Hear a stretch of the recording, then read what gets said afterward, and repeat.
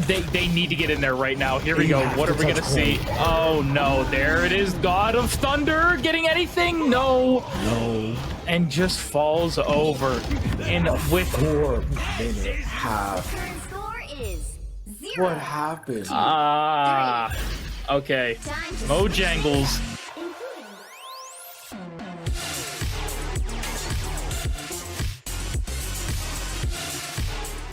Two. They might be switching everything up. Aim assist Aaron going over to DPS. Oh, yeah. Nope. We're going through a few different picks there. I was like, okay, Squirrel Girl, and then I saw Spider-Man and Blitto, and I was getting a little bit worried there for a second. I was getting very concerned. I'll also, what if it was a Spider-Man? Oh, hold up. Wait, don't. 30 seconds Do we have aim assist Aaron heading over from the Sue Storm onto the Spider-Man? Yes, we do. And if this is played well with that Venom team up, he can blow up anybody. Don't forget, it's also CC in here. You can Exactly. use it to counter Strange Ult or Root Ult if they have a bunch of different options. Oh, hello. All the way up in the air, baby. Oh, the Wolverine 1v1, but I think this is Space Turtle winning this? Yeah, Space Turtle wins this. Oh, wait, hold on. Here we go. Are we going to be able to get out? Sean and Green Knight both go down on the side of the attack. Oh, no. Oh, wait, Iron Man? Wait, what? Huh? And Hulk? Wait, what did we miss? So they switched off of Venom Spider-Man to go Hulk Iron Man? I do like this. I like this a lot. Despite the team up being nerfed, it's still a strong composition. Yeah, I like this, honestly, right now. The Hulk able to do a lot as well. Trying to build back up into the Hulk, unfortunately. It's going to take him a second. Heart being pushed a lot. Oh, no. Checkmate. Oh, no. There's 4. Again, There's 4. five big booms. Oh, you love to see it. Well, that's the attacking side. Going to have to chill there for a second. And Wolverine, I don't think is going to be getting out of this. They still have another here we go. 3 fights. Oh, portaling in. Whirling in, we're going to be going high ground here. Oh, Wolverine just, I am surprised we didn't start wailing on that Wolverine, honestly. That dude just, oh my goodness gracious. Doing the ult way too early. I don't know about this one. This is going to be rough for them. Aaron able to get a kill on that, but oh, Venomu, Massive. Agamotto. Is it going to be enough, though? Hold those down. There's only 2 members here left, and I think Militia is going to be able to hold this. I think they do, just barely. Yeah. Oh my god. How did they recover from that? Also, where did Panda use his ultimate? Panda used it. I'm trying to remember, actually. Oh my goodness, because I believe I saw it. I think I did. But I have to remember. Now I'm not remembering. But let's focus on this. Now, we have the Strange going to be walking up. Yeah, which is nice. I like this to try and keep them up. They're going to try and walk on in. Kills the Wolverine. Very nice. Focusing the correct targets with each other. Whatever your Strange is looking at, your Iron Man is also looking at. Namor forced the bubble up into the sky. Iron Man. Oh, that was a beautiful fruit ultimate. The PRB station brought back Space Turtle, so they have to kill this Wolverine a second time. And there he goes. Well, your wish... oh, no, wait, I'm sorry. That was... Oh, whoa! Almost off the map there. But it looks like... Is Militia just going to be able to full hold this? Do we have a game 3?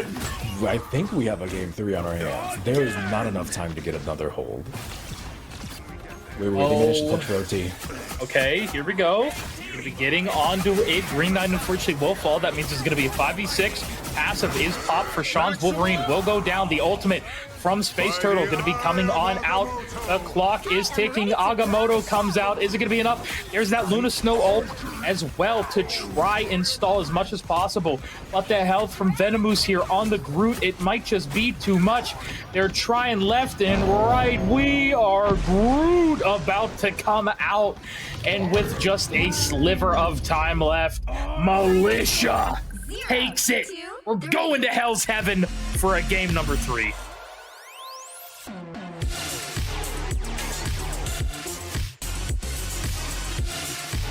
Hey, ladies and gentlemen, bring it over. Bring it over.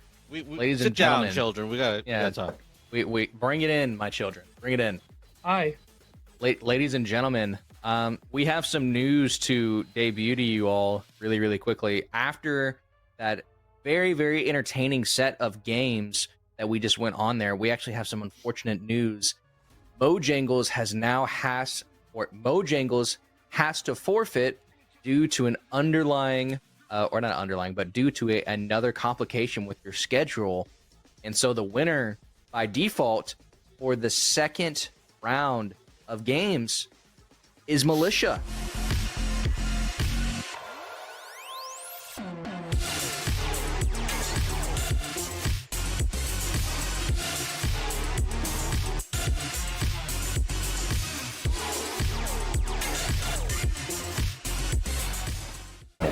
Again, which letting rip the group. Oh my. And you love to see it. Speaking of the Devil Space Turtle from Militia, going crazy in the back line right now with side of MoJangles, but here's that Storm going on in left and right. Are they going to be able to get any kills with it? No, there's Pablo. Oh, they killed Pablo! Pablo! But they stepped off of it for a while. Storm just goes down for free. What is happening? The Moonhawks, you was what, 4 kills? Oh, disaster. Oh no, 5 big booms from Funky. No. They have a bunch of different options. Oh, hello. All the way up in the air, baby. Oh, the Wolverine. We're going to be over there having a fun time watching these games, which I'm excited for. We have 2 action-packed rounds tonight for you. These teams are looking fantastic. Me and you have been doing our work all these last few weeks trying to get, team names together, players, strategies, meta. The game's been changing a lot. We have a ton to go through, and I hope you guys are looking forward to tonight as well. What are you feeling? I'm feeling pretty good, and for the viewers who are unaware, we are kicking off today's games with Team Nightshade versus KC Birthright. And after that, we'll be going into Militia versus MoJangles. And Vix, if you care to remind everybody what our maps are for the day. Yeah, of course. We have 3 beautiful maps. Our first map will be Clintar, the symbiotic surface, one of my favorite maps, a convergence map, if you guys do not know. Followed up, I believe we're going to be going over to the Spider Islands there in Tokyo 2099, a pure convoy map. And for our last map of the day, we will be going to the Antarctic Hydra base, Hell's Heaven. Oh man, Hell's Heaven. I am not looking forward to that now. It's not a good time for either of us when we're playing ranked. Not at all. We have a storied history with that. Unfortunately. Now, to give a quick breakdown of the rules and format that we're going with, we are playing a best of 3, and we are using Team Captain Draft for this. For those who are unaware of it and haven't been watching any tournaments, both teams get both 2 bans and a protect in between each ban. This gives a lot of room for flexibility and for people to protect something that may be key to their strategy. Mm-hmm.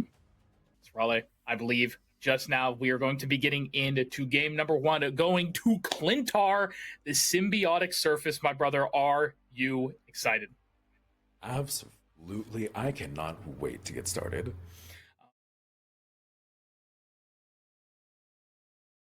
Militia with a very cool team, really cool team comp here. I mean, they're switching it up. How about we focus on MoJangles right now, who is running triple support, who just got nerfed. I'm not too sure about this one. I'm surprised by Militia's composition now. They seem to settle on their support line, but Space playing Captain America win. At least all the data that I've found says they're a support player. I will say with MoJangles as well. Oh, Aaron actually going to be already going down on the side of the defense. That's going to make it a 5. Oh, wait, that is. Oh my God. Okay. Oh my God. The triple support unfortunately fell there very fast, and I think that's going to be Militia. Okay, already taking the first point, Sorrel. I'm telling you, players, my goats. I love it. I want to see more of it. And I think this is the perfect game to do it. He is going deep. Oh my God. I like it. Oh, honestly. wait, there we go. He's gonna get the BRB. Yeah, oh no. That is actually, oh, whoop. Oh, he just locked him in with a... Oh. No, this is fine. This is completely fine. Rocket might have a lot of movement here. You see, actually, the defense, the Namor. Oh, no. Rocket's going to die just like that. No help in the back for the Rocket, unfortunately. No support? Oh, what's going Yeah. on here? Full out attack on them already. This Namor's going crazy. The Storm ult able to pick up 3, 4 with the Storm ultimate. Feel that hurricane. And I'm sure they are feeling it. Remains. That's going to be so much distance. 2 on cart right now. Such great setup here as well. They do have a few ults on the side of basically all the ults actually up in Rocket on the side of MoJangles. So let's see how they're going to be able to use this. Assemble is happening actually there. Just oh my God, Space Turtle. He's creating so much space. Yeah. Oh my goodness gracious. And here we go. Magneto. What are we going to be able to find with this Sorrel? Oh, the Namor. Getting back into the swing of things, Militia does have 2 opens, and they're about to build up that devastating Storm ultimate again, which letting rip the group. Oh my God. There it is, the combo Militia executing. Console players come out to support each other as well. I've seen so many people in the chat here to support Militia, and you love to see it. Speaking of the devil, Space Turtle from Militia going crazy in the backline right now with this Captain America ultimate diving in. Storm with 3. Storm. It's just looking. They just look. This is fantastic. Final point here. Ult comes out, but I don't think it even gets anybody. Things are starting to fall apart for MoJangles. Oh my goodness, it is so hard for MoJangles here right now. Actually, hold on. Wait, they're actually doing it. Okay, hold on. There we go. That's what we were looking for. MoJangles, a little bit of a comeback here, able to stop Militia for a moment, maybe waste a little bit of their time. They still have 3 minutes on the clock to work. Exactly. Take us to OT. We give us that tension. I want it so badly. And here we go again. Space Turtle in the back. Great sleep there by Mantis. Be trying to get out with the shield, though. That shield breaks. Oh, no. That is really unfortunate. Space Turtle dying. Groot can be walking up. Has the ultimate available. Some walls as well. Getting a decent amount of health, but that gets pulled back in. Oh, but that's 2 members of Militia falling down. I think that's fine. They're just trying to buy time here. Oh, and there's that Groot. Oh, but the Sue in return. Oh, and now I believe they're just going to be waiting a second for Storm. Checkmate. You can see, very nice name there. 2 members of Militia going down again. But is Storm going to be able to get anything here? That's 2 kills. It's going to even up the fight. Who are they going to be focusing here? They were looking for the Magneto for a moment, but this Cap needs to live. They're just going to try and beat on the Sue right now, who will end up going down. Aaron goes. Well, good evening, everybody, and welcome on over to the RRL. It is another beautiful day here. I am, of course, KCAyres, joined by the one and the only Shuvi Senpai. Shuvi, good evening, brother. How are you? How you doing? Doing pretty good today. You know, it's day number 2 of the RRL for week number 2, of course, but day number 2 for me. I had a great time yesterday for day number 1. Super excited for day number 2 as well. Yeah, this guy is new to it, but he has definitely been a grinder. He is loving learning that Marvel Rivals, and I love helping him learn. And of course, one of the biggest learning things we could do is watch these wonderful players play today here. We have some fantastic matches coming up today, don't we, Juvie? Yeah, we 100% do. Yesterday, we had a solid roster of 4 different teams that were playing, but of course, we got to talk about the rest that's going to be playing today too, right? They have a story of their own, and that's what we're going to be watching today. Yeah, of course, lots of stories, a lot to behold for all of our viewers here. Of course, for game number 1, we are going to have Militia versus Ares, which is going to be a wonderful matchup today for us, Shuvi. We can see there KCAyres and Militia. It's going to be a beautiful, beautiful game number 1 today. Yeah, I'm really excited about this one. I've heard some stuff about the players that are going to be playing today, and I'm personally excited to see what kind of compositions, what kind of matchups we're going to be seeing.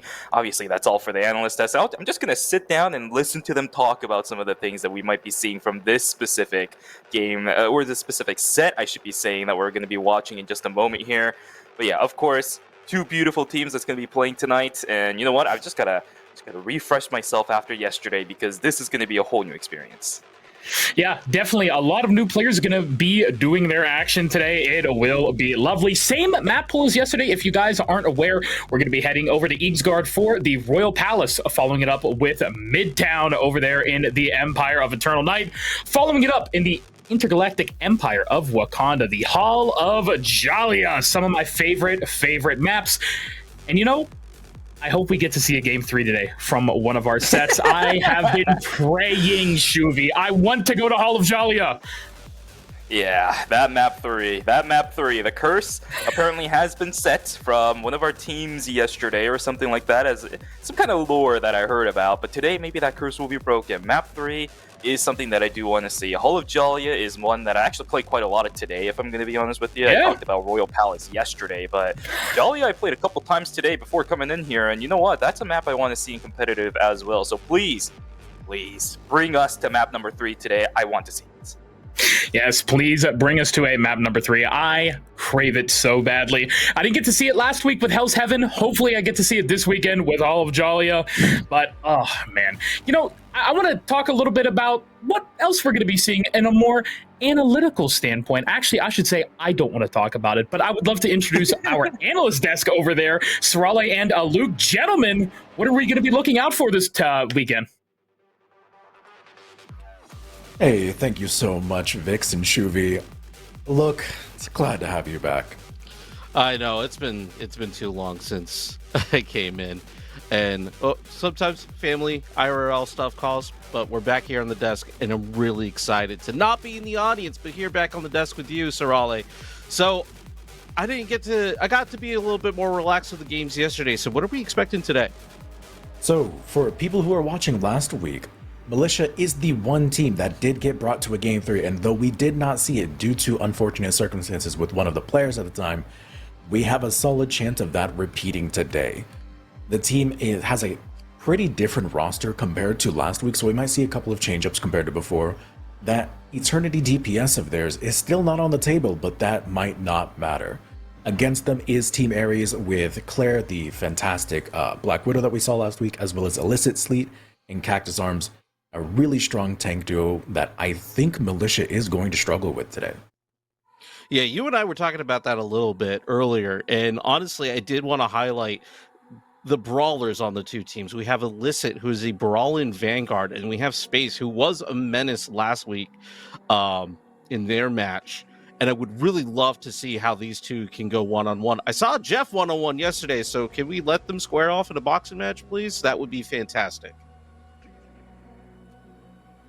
Agreed. I want to see what's going to go through in the ban phase. I doubt that we're going to see Black Widow make it through any of the matches today. After last week, unless Militia is feeling incredibly confident, then I don't think they're going to let it through. But if they do, I think they're going to play dramatically.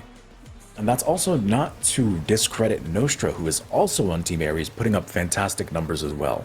This team is honestly pretty strong all around. They may not be the highest in our standings, but they are a well-rounded team. I really feel like Militia is going to be able to keep Ares in their paces. They're going to have a good match, but I'm going to be Team Ares on this one. What about you? Oh, likewise. I'm pinning for an Ares 2-0 here. I also want to see what other DPS Claire can play when they're off of the Widow, and if they can do that kind of same repeat performance.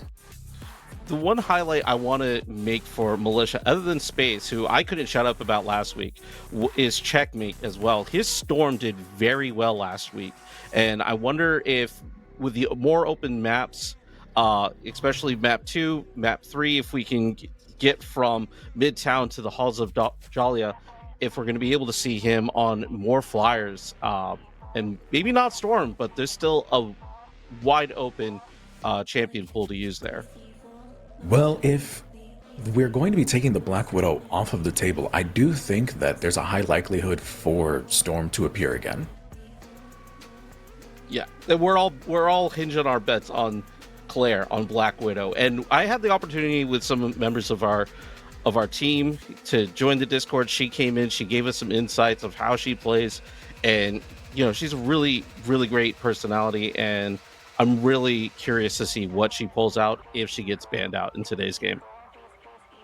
Likewise, I also want to see Militia try to truly make a statement. They are one of our two console-only teams, and they were the only team last week to be brought to Game 3. That kind of feels frustrating when they're trying to make a statement of how console players are on equal footing with PC players. And it's honestly not a good look at the moment. I want them to come out strong, though. I want them to be a good contender. I don't know about you, but I really don't have any final closing notes on this one, because I took a look at the stats ahead of time, and you and I had a moment to talk, but like I feel like we covered everything. I'm just excited and ready to get into these games. The one note that I do have for these games is Militia last week was playing with only 1 tank, 3 DPS into supports, reminiscent of Nightshade, but not at the same level. With the current substitutes that they've done, it's very likely that we're going to see them go to a more traditional 2-2-2 lineup, and we might see a completely different tank line. I'm hoping to see Venom, something more dive-oriented to put pressure on the back line, but we're going to have to wait and see. Yep, I cannot agree with you any more than, Peak. You're always on point, Sorali, and I really appreciate that. Sometimes I feel like you're holding my hand, and I know chat, our viewers really appreciate your insight as well. And if you're ready, I'm ready to hand it back to the casters for our first game. Likewise. I still have a little bit of information, but I want to keep it close to the chest for now. If it becomes relevant in the draft phase, I'll say it on our break, but at the moment, I don't want to reveal too many cards of these players. I've been studying them for way too long at this point. You certainly have. Nobody does it better than you, man. I really can't. Like, hats off. Oh, thank you so much, man. All right, let's bring it back to our casters, get some extra thoughts before we get right into our first game. Thank you to our analyst desk, Sorali and Aluk. Of course, such great insight there. How do we even compete with that, Shuvi? I don't think we can. Those two just know so ungodly much about these players, the way they think, the tactics, up, down, left, right, north, south, east, west, just the lot of it. You know what I mean? I don't think we can compete over here. Yeah, the entire map is just laid out for us at this point, right? They've already set the cartography. We know which direction we're going. All we have to do is just stand here, look pretty, and witness it. That's all we are here for at this point. Yeah, I was going to say, they can talk nice and slow about their lovely things analytically. I have to sit here and just yap like a little goblin. That is kind of our deal over here on the caster desk, but I wouldn't have it any other way. Me and you, we've been at it for 4 years now together. In 1 month, it'll be our 4-year anniversary, guys. It's going to be crazy. I know, some of you have probably never seen us before, but me and Shuvi have been casting for 4 years, and I couldn't ask for anybody else to do this with me, but we're just about to start here, and I believe a little under a minute, heading over to Eagsguard, that Royal Palace. Shuvi, I'm so ready for the action today. Yeah, really excited to see whether or not we're finally also, by the way, yesterday we really couldn't see a team go past, if I remember correctly, right? We couldn't really see a team go past the second location inside a Royal Palace unless we saw one in maybe the second game. I forget. Either way, I want to see 3 locations for Royal Palace. If we don't get that, then I'm going to be a little bit sad. But if we do, I'm going to really take a look at what kind of different varieties of compositions, of course, we're going to be taking a look at. That all, by the way, will be happening in just a moment, so who cares what I say? Yeah, no, I am definitely looking forward to it. These players have been practicing all week, probably, just trying to bring their A game, pulling out all the stops. I'm curious to see what the bans are. I know Sorali and Aluk touched on it a little bit, but I am hearing we are going to be sending it over right now. Speak of the devil, so we can finally get into those. I was going to say picks and bans, more like, bans and saves, I guess you could say for this. Yeah, there you go. Bans and saves, and then the picks, right? No, we got our little order. Oh my goodness. Well, here we go. Claire, another week on the Black Widow. There we go. Curious to see if we are going to see it banned away this week. They did, I believe, save it last week because other things were being banned first. But yeah, Claire, great performance last week in there for KCAyres on that Black Widow. Let's see if they can find another week of success on it. Yeah, let's take a look. Yep, Insta-ban coming out. Yep. Wolverine as well as the Black Widow will both be banned out. Seems like that both of the teams have done their homework, right? And that's a good thing for you and I to take a look at. The Wolverine yesterday was absolutely incredible. Do not want any X factors like that coming in. And then the Black Widow, as the analysts were talking about earlier, yeah, that is almost a guaranteed ban against Claire after whatever happened last week. And you know, we can see actually the Wolverine, of course, with Groot becoming a very popular pick here in the meta, along with Magneto, along with the Thing, we can see him being saved a lot more. And Wolverine being Groot's biggest counter, being banned out first does not surprise me whatsoever. What's going to be really impactful here is the second round of bans, which first up, we are going to have Storm there for KCAyres. Let's see how Militia responds to this. 20 seconds on the clock for them. Yeah, so far it strange. seems like, okay, so we actually have a really interesting setup where we have 3 Vanguard showing up and 3 Duelists for both of our picks, I should say, our ban and save. Oh, I'm getting that mixed up too, look at that. The ban and save phase, we're going to see 3 Duelists as well as 3 Vanguards, and now it all opens up, especially with the Strategists, right? Which we are going to see the Luna as well as the Mantis, as well as Luna and the Cloak and Dagger. I will say, I'm very excited to watch Space Turtle again. I believe Sarale talked about it last week, but Space Turtle, if I do remember correctly, is a top 10 Captain America player on console, if I'm not mistaken, or Xbox, or console in general. I have to remember the exact specific, but I remember seeing Space Turtle up there, which makes me just very excited to be able to watch their gameplay. This Captain America, I don't get to see too much of it, but honestly, I love it. Hi there. But I honestly love it so much. Oh my goodness. No, yeah, hi chat. Hi. Hey, everybody, how's it going? A surprise view. Yeah, that's us playing right there. Yeah, by the no, way. that's me. I kind of look. I'm built like the Thing, so like it's good. Like give me a trench coat and a hat. I'll cosplay it. Don't get me wrong. I'm Groot then? I could see it. Just get a few, go to Home Depot, go to the gardening section, just get a few things, You'll look like Groot by next week. Don't worry about it. There you go. We are going to be on our favorite point, Odin's Archive, Shuvi. Yep. I'm kind of glad we're starting out with this one so we can get it out of the way. Personally, okay, that's my bias, right? But at the same time, we didn't really get to see too much of this area yesterday, so let's take a look at how it's going to begin. A very early dive with the Captain America, just going into the back lines with a safe, at least for the time being. Nothing too biggie at the moment, as it is the first couple moments of the game. Nobody really being taken too low, although Cactus Arms on that crew. Oh, whoa, never mind. We're just obliterating some members. There's some picks early on already. Yeah, beautifully done there. A few members of Militia already going to be going down. Namor going to fall a little bit late as Checkmate and the rest are going to be able to get up. This Groot just taking spears right now. Claire with another kill on the Snuggles, and it looks like a very early, just beautiful start by KCAyres. Yeah, this Hela has been going absolutely insane already. Claire constantly pumping out those spears off of that Hela, getting the damage down over and over again. It's going to be a pushback now, this time from Team MoJangles. It is going to be immediately denied, though. Halcyon will be able to pick off Jack, as well as everybody else trying to pile on in. There's isolations everywhere. Team Ares is just completely locking down the control zone. Yeah, this is wonderful to see. It's going to take Bucky a second to walk back to point. Now we have Luna Snow over here trying to heal up the Groot as much as possible, putting the Snowflake on him. And there's just so much coming out. Nostra as well. We'll be throwing those Swans of Monstro down, trying to just take a little bit of area control. Chucking the spears over there onto the top of the enemy's platform. My apologies. They do have the ult ready. Curious to see if it's going to come out here. Maybe looking to pair it up with the Groot. Cactus Arms just about to have it. Claire has the Hell Unleashed as well.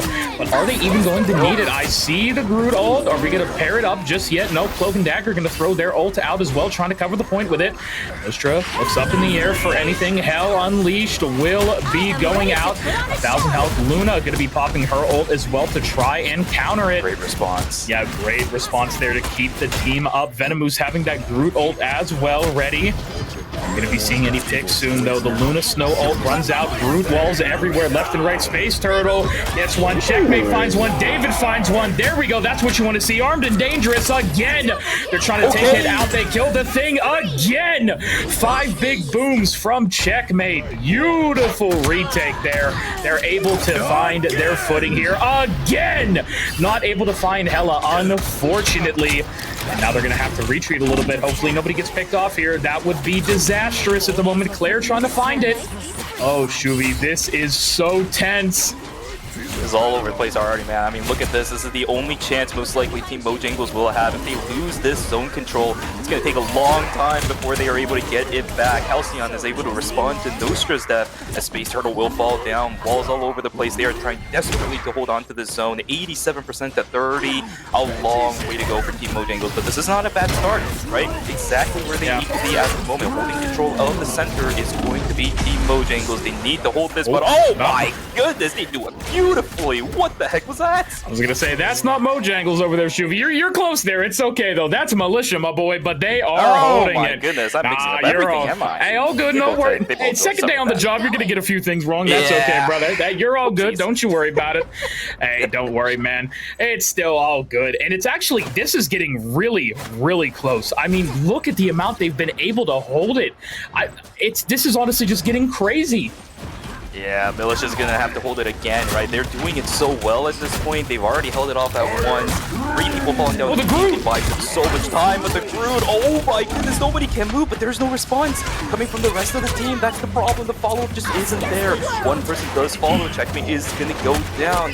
Can they find this recovery back? KCAyres is trying desperately trying to push back in. It's going to be an even percentage for both of the teams right now. So many people just clobbered up in the center of the zone. There is the Luna ultimate coming down once again from Ares as well. Everything stacking up one after another. The Hela is just pumping damage out in her ultimate on top of it. A response with the Luna ultimate too. And now, all of a sudden, Team Militia in a really good spot. Yeah, this is wonderful to see. Militia is holding it so well. We saw Claire with that Hela ultimate trying to do anything but Groot picking up all these kills, and they were able to turn it around. Claire's the last one alive who's gonna try and hold it, but it doesn't look like it. Ares end up losing the first point to Militia. What a great comeback. An incredible comeback. They never lost control of the zone after they got it for the first time. And now as we start moving into Bifrost Garden, a lot of ultimates were invested towards the end of Odin's Archive, right? So there's not going to be that many resources available for any of the teams going into Odin's. Yeah, that was crazy. Bifrost Garden, one of my favorite points here. You know, I know sound like a broken record, talked a little bit about it yesterday, but I love it so much. No ults on the board right now, but I believe I should talk about the fact that Nostra 98% on that Namor right now. Meanwhile, David Q 84% on the Namor. So we may see some whales come out here for the first fight, Shuvi. You know, just a little bit. They're going to be reciprocated. Yeah, no, we might see. Can we go whale for whale, Shuvi? You know? Ooh, that would be really fun. But the thing that I'm worried about now for Team Militia is the fact that Team Ares, Cactus Arms is 61% on that Groot. If you want to pair it up with the whale, it definitely could be an opportunity they could look at. Venomous, on the other hand, 12%. They have a long way to go before that's going to be paired up. So a lot of combination attempts could be tried from Team Ares. On the flip side, Team Militia, they have a long way to go before any of those can happen. Whoa, actually, Nostra switching it over to the Winter Soldier there. Bucky Barnes coming out, losing that charge on the Namor, but that's okay. Actually, David's going to be walking around looking for a flank play here. And look, look at this right here. Oh, has to go up into the air, only on 8 health, and what a flank from the Namor, but unfortunately, Claire's going to be taking them down easily. And oh my goodness, I forgot Claire also on the Punisher there. They're using that rocket team up, that infinite ammo on both Bucky and Punisher to output a disgusting amount of DPS, Shuvi. And look at this thing as well, just going to be walking up, trying to bully as much as possible. Clobber time is ready, but I'm hearing again, Shuvi, and we're going to see it again, but a great wall there by Venomous, unfortunately, but it doesn't matter because Judge, Jury, and Executioner, the Punisher is here. Ares able to take the point. It's the same start as what we saw in the first location. It's going to happen again in Bifrost Garden.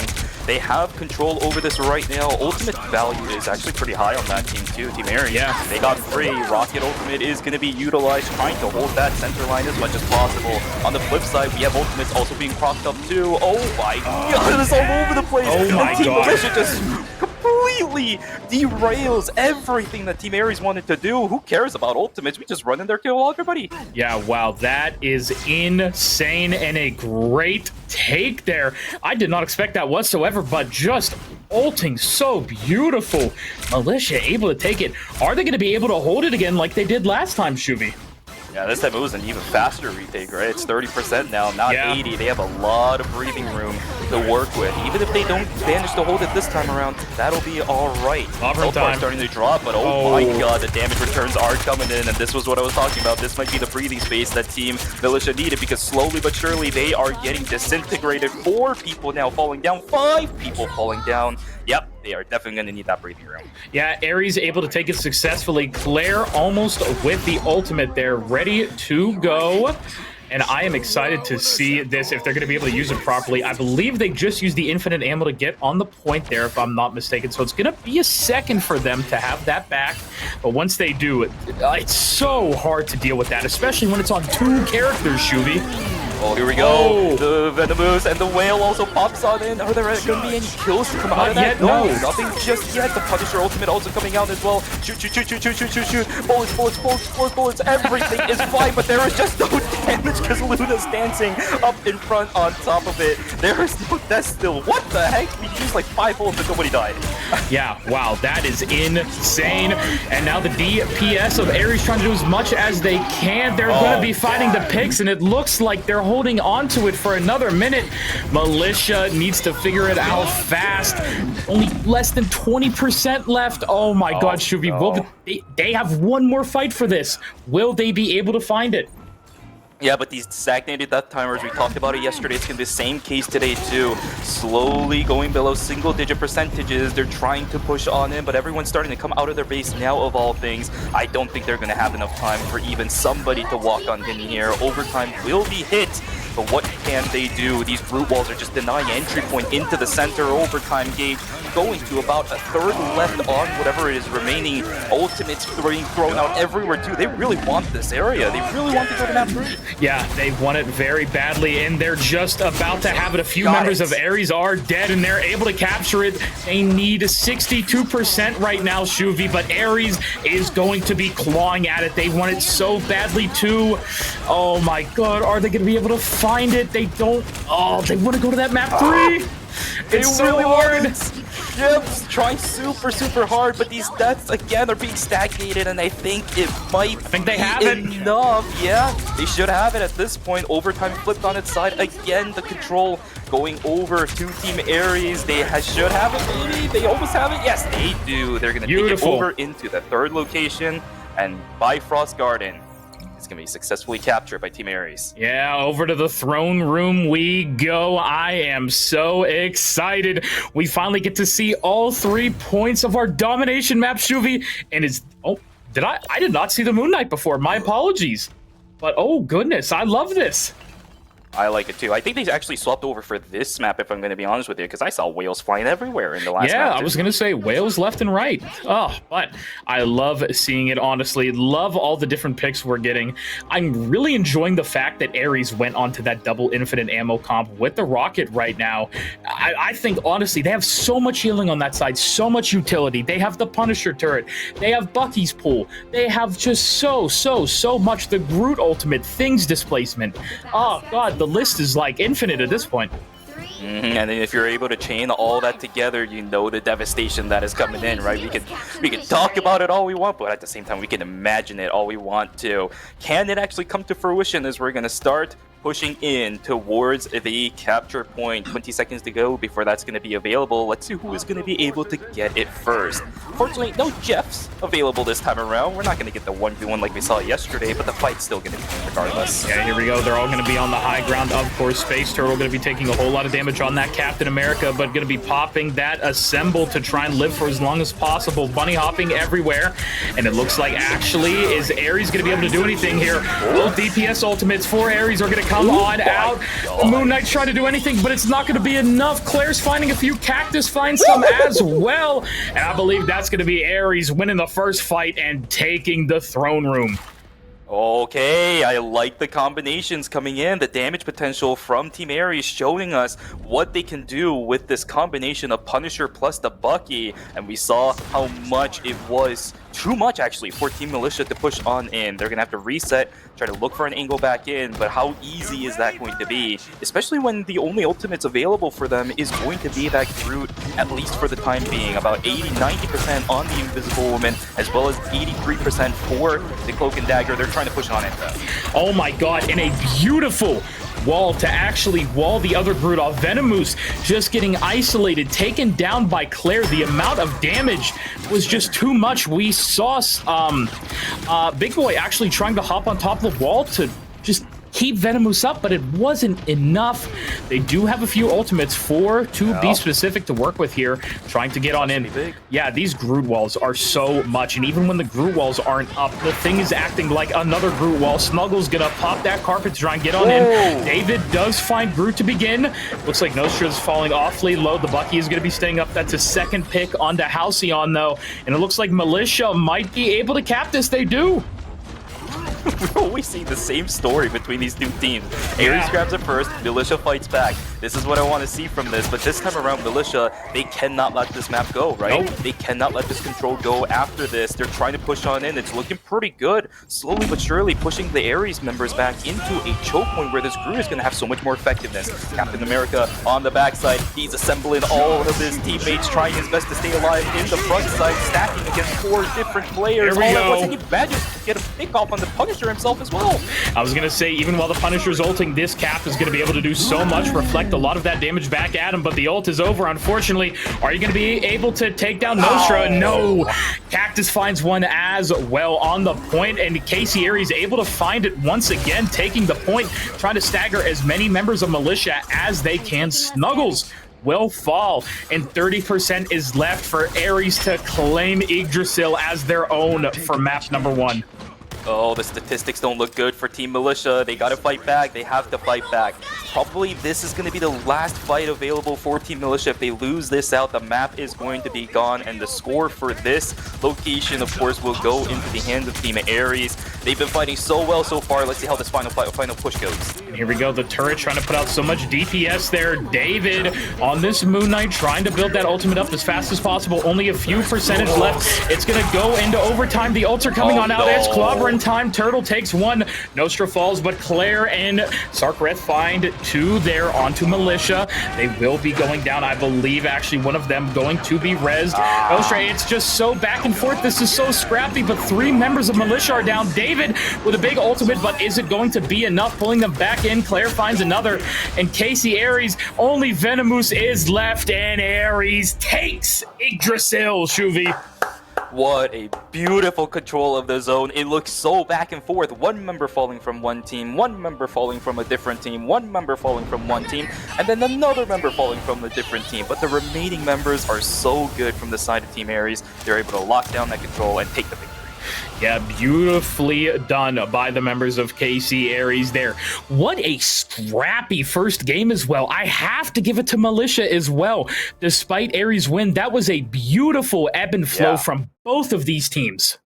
Yeah, you can definitely tell the amount of back and forth we've had between the two zones was absolutely incredible. Yeah. And as I said, the story was there. Team Ares picking the control zone first, and then Militia fighting back to gain control of it again. Yeah. And it always was a back and forth from there. In the first map, it was Team Militia that was able to hold it, and they managed to take it back. Team Ares in the second zone was able to fight back for the control and never lost it afterwards. And then the final one, such a scrappy fight to the end. What a beautiful end to Royal Palace. I was going to say, that was just gorgeous for a game number one of the day. Map number one, I should say. My apologies. Yep. That was just wonderful across the board from both of these teams. And now going into Midtown, I'm even more excited, honestly. Especially with a convoy, I get to watch these teams push it back and forth. I'm excited to see. They tried to ban Claire's Black Widow out, but it didn't even matter. You saw the Punisher. You saw so many great things. The Hela as well there on Odin's Archive, just pumping out the damage. It was gorgeous. All the other members as well, just doing such a great job to hold those points down well. Yeah, and now what is your answer, right? What is your answer to Claire? Because no matter what you try to do, Claire's still going to have an impact. MVP, well-deserved for the game. That Punisher was able to pair up so well with whatever DPS was on the side of Team Ares. So very excited to see what's going to be happening in the second map where we are going to be able to see. Well, to give us a little bit more of a rundown and a prediction on what we will be seeing there in Midtown, let's take it over to our analyst desk to talk about game number 1. Thank you so much, guys. John, Thank you, gentlemen. What a first game. Yeah, there was a lot of surprises in that one. You and I both had a feeling that Ares was going to be able to pull out the win, and they did. But I think they got put on the back foot quite frequently by Militia, which was very refreshing for me. What about you? I think it just came down to their ult economy. At a couple of times, Illicit Sleed, one of their tanks, the Thing player in that last match, ended up extending a little too far forward. And in some cases, like during that final fight, it ended up working out. He ended up pushing out both Checkmate, who was one of the star DPS for Militia, as well as the Sioux. Keeping out both a DPS and a support during a scrappy fight like that is a death sentence in OT. Yeah, I really felt Illicit was trying to be aggressive with some of his ults. I was even surprised he's burned his ult during the very end, the last closing seconds of Bifrost Gardens to secure a kill, which might have. I was worried it was going to spell doom when we went to the throne room, but Ares was able to stay on top of it. Illicit didn't go into it with an ultimate, but was still able to make an impact. Honestly, though, my biggest surprise was how effective David was on Namor in everyone's least favorite map, Odin's Archive. Might be my favorite, but the action was great, and that's why I love it. And the Bifrost Garden, I think he did very well on Namor until he switched it up to the Moon Knight, and I thought switching up to Moon Knight was going to be enough shakeup to give Militia the edge over Ares over on the throne room. It was enough for them at first. However, the moment that Claire and Nostra went over to use that infinite ammo team up, the entire tide of the game changed. Claire was able to do a monstrous 33k damage, and the moment that they switched over to Punisher, and to the end of the game, they doubled their damage in half of the time. It was honestly kind of astounding. For me, the most surprising thing in this game was the difference between Cactus Arms and Venomoose. I don't know if you caught it, but during a couple of times in that game, they've 1v1'd in a corridor, and Cactus Arms completely outplayed Venom. They might need to take this Groot off the table. Yeah, we were talking a little bit beforehand about Groot, about how he can pad stats with his walls and all, and you know, I've kind of seen that with the Punisher versus Groot, the walls. So Claire definitely farmed damage. She almost had she had 39 kills participation with 20 last hits. But going to Venomoose and Cactus Arms, I definitely did want to highlight earlier how both of these teams have these players on Groot, and this is, yeah, like you said, this is more reason why it needs to take off the table. Both are pretty good, but if one has the edge over the other, is it really worth it at the end if it's going to cost you the entire match? And we're heading into our second round here, and we do want to see Halls of Jollia, so maybe getting rid of Groot will get us there. Correction, we are on Midtown. We hadn't changed the map yet, it's just a small area, but we are on Midtown. Yeah. But is relevant because Midtown has a lot of long angles and corridors, which are great for both dive characters and these hit scan characters that Claire excels at. So either they're going to have to focus on Claire, because this Widow has to be banned first, or they need to take off this Groot, and I think the Groot's the greater evil here. If you can nerf this tank line down, you can dive Claire and you can get rid of this like annoying DPS line that they have. Yeah, earlier as well, I highlighted Space for his dive tactics. He likes to jump in. He likes to harass the backline. We didn't get to see a lot of that here on Yigsguard, but hopefully David might be able to back him up a little bit. I think if Space has a little bit more backup heading in, they can definitely make sure Claire's not able to farm. Absolutely. They also might switch up their tactics entirely. A lot of these players are very flexible. Vix did have it correct. Space is a top 10 Captain America on Xbox, but they are also a support main in Eternity.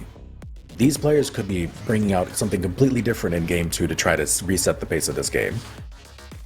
We know who the veterans here are. Sorali, Vix doing the deep dives on these players, getting us all the goods. Do we have anything else to highlight before we head over into Midtown?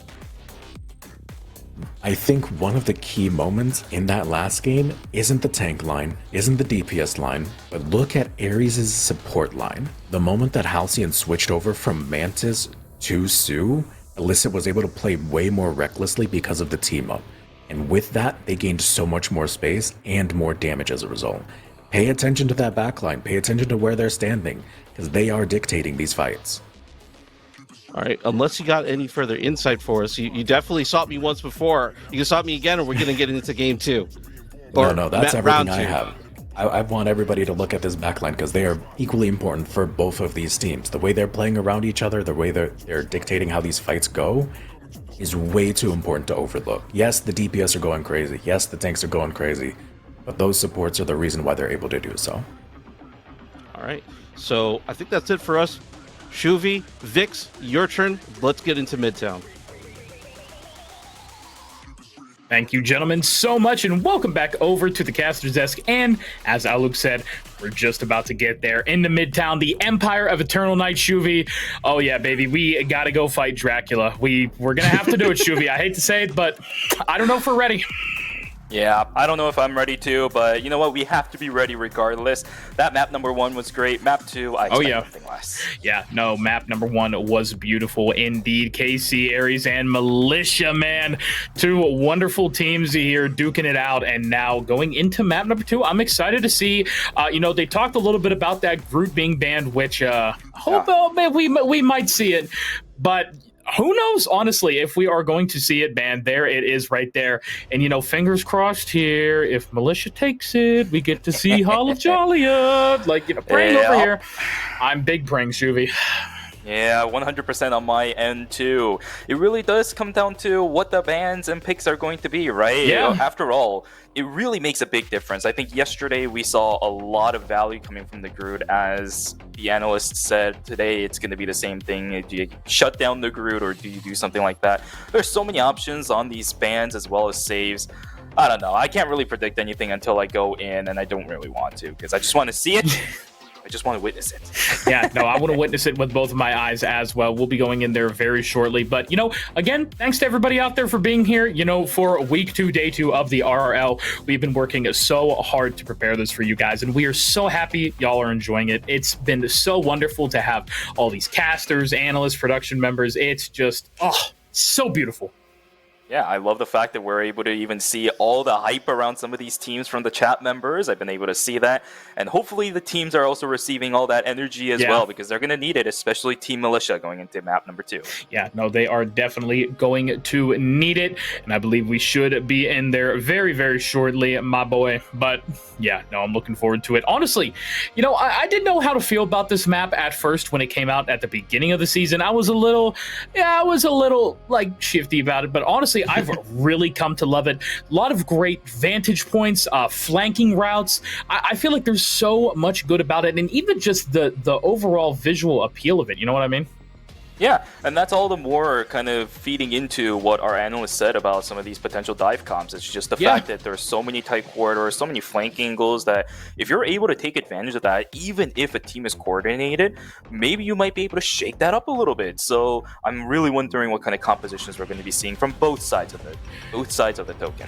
Here we go as well. And, maybe we'll get to see a Spider-Man. We are in New York City, so, it would only make sense. It would bring a little, it's the ambiance of the map. Seeing Spider-Man, I don't know if we're probably going to see it at all, but I'd still love it, Yeah, we can hope, right? Yeah, one can pray. And here we go, Militia and Ares, KCAyres, I should say, back on in it. And I see a Wanda being hovered down there for Ares Claire. Going to be hovering the Widow once again. Who knows if they will get it. Wolverine going to be the first ban on out. Let's see what Militia bans in turn. Are we going to see a group ban? Hold on. If we see the group ban, then we know what the save is going to be from the side of team. Nope, still Widow. Well, this could open up for the Groot save. It is a very important pick after all, especially in this map. Midtown allows the use of Groot to be pretty effective. What will you save for Team Militia? Yeah, here we go indeed. They're trying to figure it out. Militia, what do you save here? What do you use to force KCAyres' hand? No save, Nothing. actually. Okay, interesting. I guess they were maybe a little bit indecisive on what they wanted to save. Are we going to see the Groot save again here for KCAyres? Let's find out, because I feel like it's about to be Groot. Yeah, it should be. I mean, all the other picks from this side, two for the most part doesn't really have to be saved outside of the group from the looks of it. Oh, but thing. it will be the thing. You know what? I like that too. Both picks are really good, but then if Groot gets banned from either one of these teams, now that's where it really starts to shake things up. Because what do you pair now with the thing? I was gonna say you do honestly at that point if your Groot's banned, you just get Magneto. Magneto is will Right. be. I mean, to me personally, I thought there it is. No Groot this game, Shuvi. Ah, man, the walls aren't gonna be raised for this game after all. And now what is the ban from Team Militia gonna be? Because you were talking about the Magneto, and if these teams are comfortable with not playing it and maybe pairing the thing up with something else, you can even ban the Magneto. But no, it's gonna Rocket? be the Rocket. Oh, okay. That's Okay. That's an interesting one. All right, Yeah. Militia. I'm curious to see. Well, I can understand the logic behind it because of how much that infinite ammo was doing against them last game. Yeah, These are right. both. One of them is a direct Claire ban, and the other is kind of like a, please God, don't get on the Rocket with infinite ammo Punisher and Bucky again. So I can understand it. Makes total sense. No Strange ban this time, so we will see Cactus Arms on that instead. Illicit will be back on that thing, of course. Space Turtle also going to be on the thing here. And Militia, curious to see how they're going to be defending this first part of Midtown. Oh, and we can actually see Nostra there on that lovely new Storm skin. If you guys haven't seen it yet in the shop, I believe we saw it yesterday, but I love it. We got to see Presidential Loki for a minute yesterday as well, I think, but they went over to Black Panther. Now I'm kind of sad. Oh, but okay, Checkmate has the new skin. Yay! Yeah, look at that. So lovely. I love her hair so much. The colors of it, it is just, chef's kiss so much. They cooked with it. Both skins they cooked with. Yep. Oh yeah, they did. I've seen it so much in games so far, and there is a good reason why people love this skin. Although I will say, Nostra's changed back over to the Storm, so we might actually see the second one in this time around. I was gonna talk about the Black Panther, but no, we got another Storm. All right, understandable. I was gonna say it would be a little bit hard to play Black Panther into this with the Namor, the Punisher, a lot of it. The Luna's going to be healing so much, but the rest of all these DPS picks I'm loving so much. Nothing really out of the ordinary here. David going to be back on the Namor like I just talked about, but right now KCAyres is going to be shoving it in very nicely here, trying to get around the corner at the moment. Just about to break the first little choke, I will say. Got to push it past that ambulance. And I think player's going to be looking for the Storm more than anything here. Make sure she is not in the air causing a ruckus. Trying to lock onto David here, get some damage in, and just a nice little start for both teams. Believe nobody's died just yet.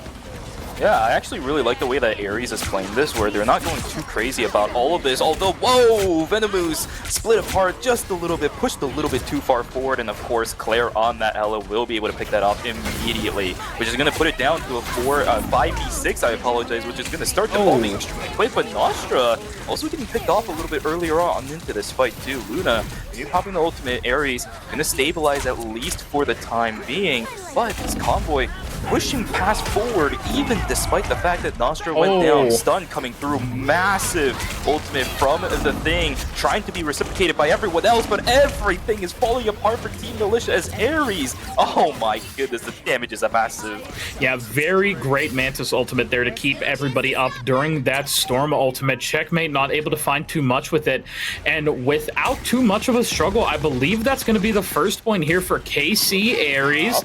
Yep, they will find it on in, and there it goes. Herbie gonna be just whipping that cart out, trying to get it around Midtown.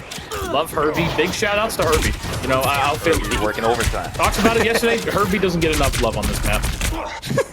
We need to give Herbie some time off eventually. No, He's yeah. pushing extremely well. We'll And give him some Venomoose- PTO. Yeah, Venomous unfortunately getting picked off once again, and it's going to put it down to a 5v6 again, too. Ares somehow is just able to do it over and over again. The Storm ultimate coming out to maybe even push this lead even further, but the Luna ultimate's going to come out in response. Beautiful responses from all of these teams. Space Turtle actually still ended up dying. We have the Agamotto as well coming out from Cactus, finding a few members, and oh my god, KCAyres just on the attack so much. They almost have the second point already. Militia. I know I sound like a broken record, but finding their footing, you need to find it fast, but I don't think they'll be able to do it. They're going to have an over 5-minute hold for this third point, Shuvi. Yeah, that is going to be real rough. Oh my goodness. 5-minute hold on the last checkpoint. Yeah, This is going to get absolutely bonkers. It's about to go into an open area as well, and they're still slowly but surely falling apart. Right, you gotta stabilize, try to group back up, maybe fall back a little bit, find a different location to try holding. I think that's what Militia's been really strong at so far inside of this point. They've been really good at holding certain locations, but as soon as a convoy pushes past that, they just started falling apart. Yeah, it was kind of rough. That second point is so hard to kind of find yourself. You know, just find what your team wants to do there, and we see actually the team of Militia trying to punch these buildings, just trying to, you know, possibly trying to restore them. You guys don't know how the map works. This is going to be interesting as well. Claire walking on up. Great aim from Claire today as well on this Hella, just doing so much damage. Illicit jumps back to his team, has that quadrant time, and I believe we're about to see it once the mag shield goes down. Maybe just waiting for a little bit of a better opportunity. There it is, running on in. Now so many members of Militia going to be knocked up and stunned. The punches coming on through those Yancey Street A-makers. You love to see it. Halcyon finds one, Illicit finds one, 2 members of Militia are down. The Venom comes on out to try and stall for as much time as possible. Nostra with that big storm, that hurricane's coming on in, so much damage. Venom climbs up top to try and stall as much as possible, but all members of Militia are going down, Shuvi, one by one like dominoes. They fall. Checkmate falls. Big Boy's still going to be on the point right now. Space Turtle has the ultimate, trying to stop it. Luna as well. That's 12 seconds of stall time for them. The rest of Militia's trying to get up, but there's still 3 minutes on the clock, man. It's right up at the front too. Ultimates are going to start rotating, and you know what? I think it might be time for Team KCAyres to push this all the way. Ultimate available for Cactus Arms. Ultimate available for Halcyon. There is nothing you can do about this. And the Agamotto just rips apart the members of Militia. It is a team ace, and that's going to be it. The convoy will push all the way till the end. Wow. And that will do it. 3 points for Team KCAyres. What will Team Militia have as a response? With 3 points, 3 minutes, baby. Look at that. That is going to be a tall order to compete with. My goodness, Militia. The cards are stacked against you here, but I know they want that map 3. They want that Hall of Jalia. They need to fight tooth and nail. Every bit of blood must come from them to try and take down KCAyres here. Yep, what are your responses? Checkmate? He's trying to have some fun with the picks, isn't he? He's hovering the Spider-Man. Hey, listen, kind of want some X Factors, try to turn things around, and maybe the Spider-Man could be it. But I highly doubt it, right? Like, there's no way. They have a Venom. Actually, I was going to say, yo, Venom Petty Spider? I know Sorale's been talking about that. You know, a little bit of a Y Andrew reference there. You know, a little bit of a cringe alarm as well. You know, and of course, you know, one of our lovely producers, production staff, the director of the RRL, Miss Lauren, would of course enjoy the penny, but I don't think it's going to be played. Space Turtle wants to go back on that cap, so completely understandable. But Checkmate actually going to opt in for the Psylocke. And Psylocke is, I don't know how to explain it. Psylocke feels underrated in a way. I don't see many people play Psylocke despite her strength. And now, of course, I know the defensive ultimates against Psylocke's old, but I think she's great. I love her. Plus, that skin's pretty nice. Let's see how Checkmate is able to play the cell, taking the side path, trying to maybe look for some picks as much as possible. But Claire is back on that Hella, and it's going to make it really difficult to fight in these open areas. Although, whoa, Team Militia maybe a little bit too split apart. Space Turtle will bring themselves back towards their teammate. Venomous needs to try contesting up against Claire's Hella of all things, trying to push the convoy as much as possible. 50 meters in, it seems to be stable at least for the time being. But as we start turning this corner and onto the ambulance, of course, you know what's going to happen. Although, whoa! Oh, nice. Getting ripped apart. Space Turtle is able to find the pick on that one. The health bar on this Doctor Strange pretty low as well. It might actually be a stable There we push go. for the ambulance. Yeah, Venomous able to find Illicit as well. That's 2 members of Ares down. It looks like Herbie's actually driving it pretty fast here towards the first point. Come on, Militia. This is what we wanted to see from y'all. Space Turtle activating his Bonkai in the back or something. I don't know what is going on, man. He's going crazy. Despite perishing, finds a few members of the defense. KCAyres. Oh, checkmate, unfortunately, is going to go down. But they get the first point. 5.5 minutes to get it to the second point. Claire ends up finding 2, but that is okay. You guys got it to the first point. You'll get a little bit of push here. Just regroup for a second. Don't go too hard. I can already tell it's looking good. Cactus with a portal to try and get back to point fast. Claire going to be on this off angle at the moment.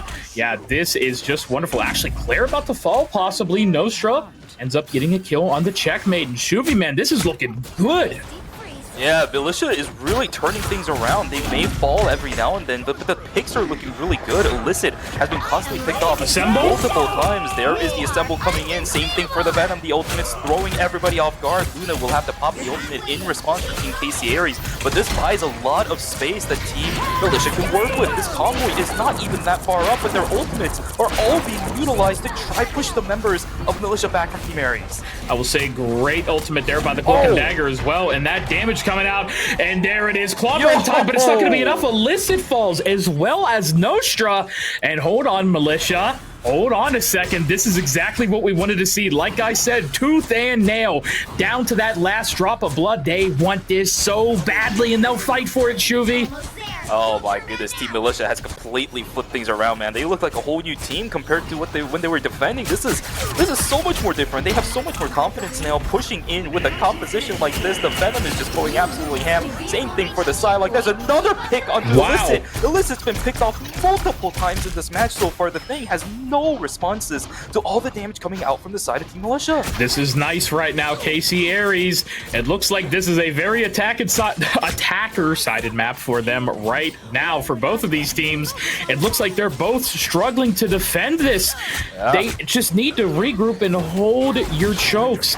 It's very hard for them right now, but this Venom is in and out. David looking wonderful. Venomous has that hella ult ready to unleash it. Yeah, Claire picked off, but that's a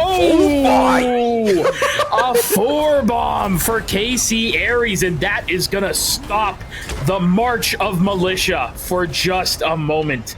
Still 4.5 minutes on the clock.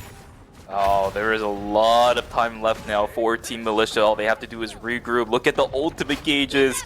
Vix, they're starting to build up. 67 is the lowest, and it's on the Invisible Woman. That's going to build up extremely fast in just a second. If they want to push this and try to take it at least past the halfway point for the convoy, it can definitely be possible. Ultimate for the Sidelock available there, just waiting to pop everything at once. There is the Cloak and Dagger ultimate available too. Space Turtle getting taken a little bit low, but will be brought back alive. Claire just desperately trying something up in the air. Venomous pops it, but will take it instead.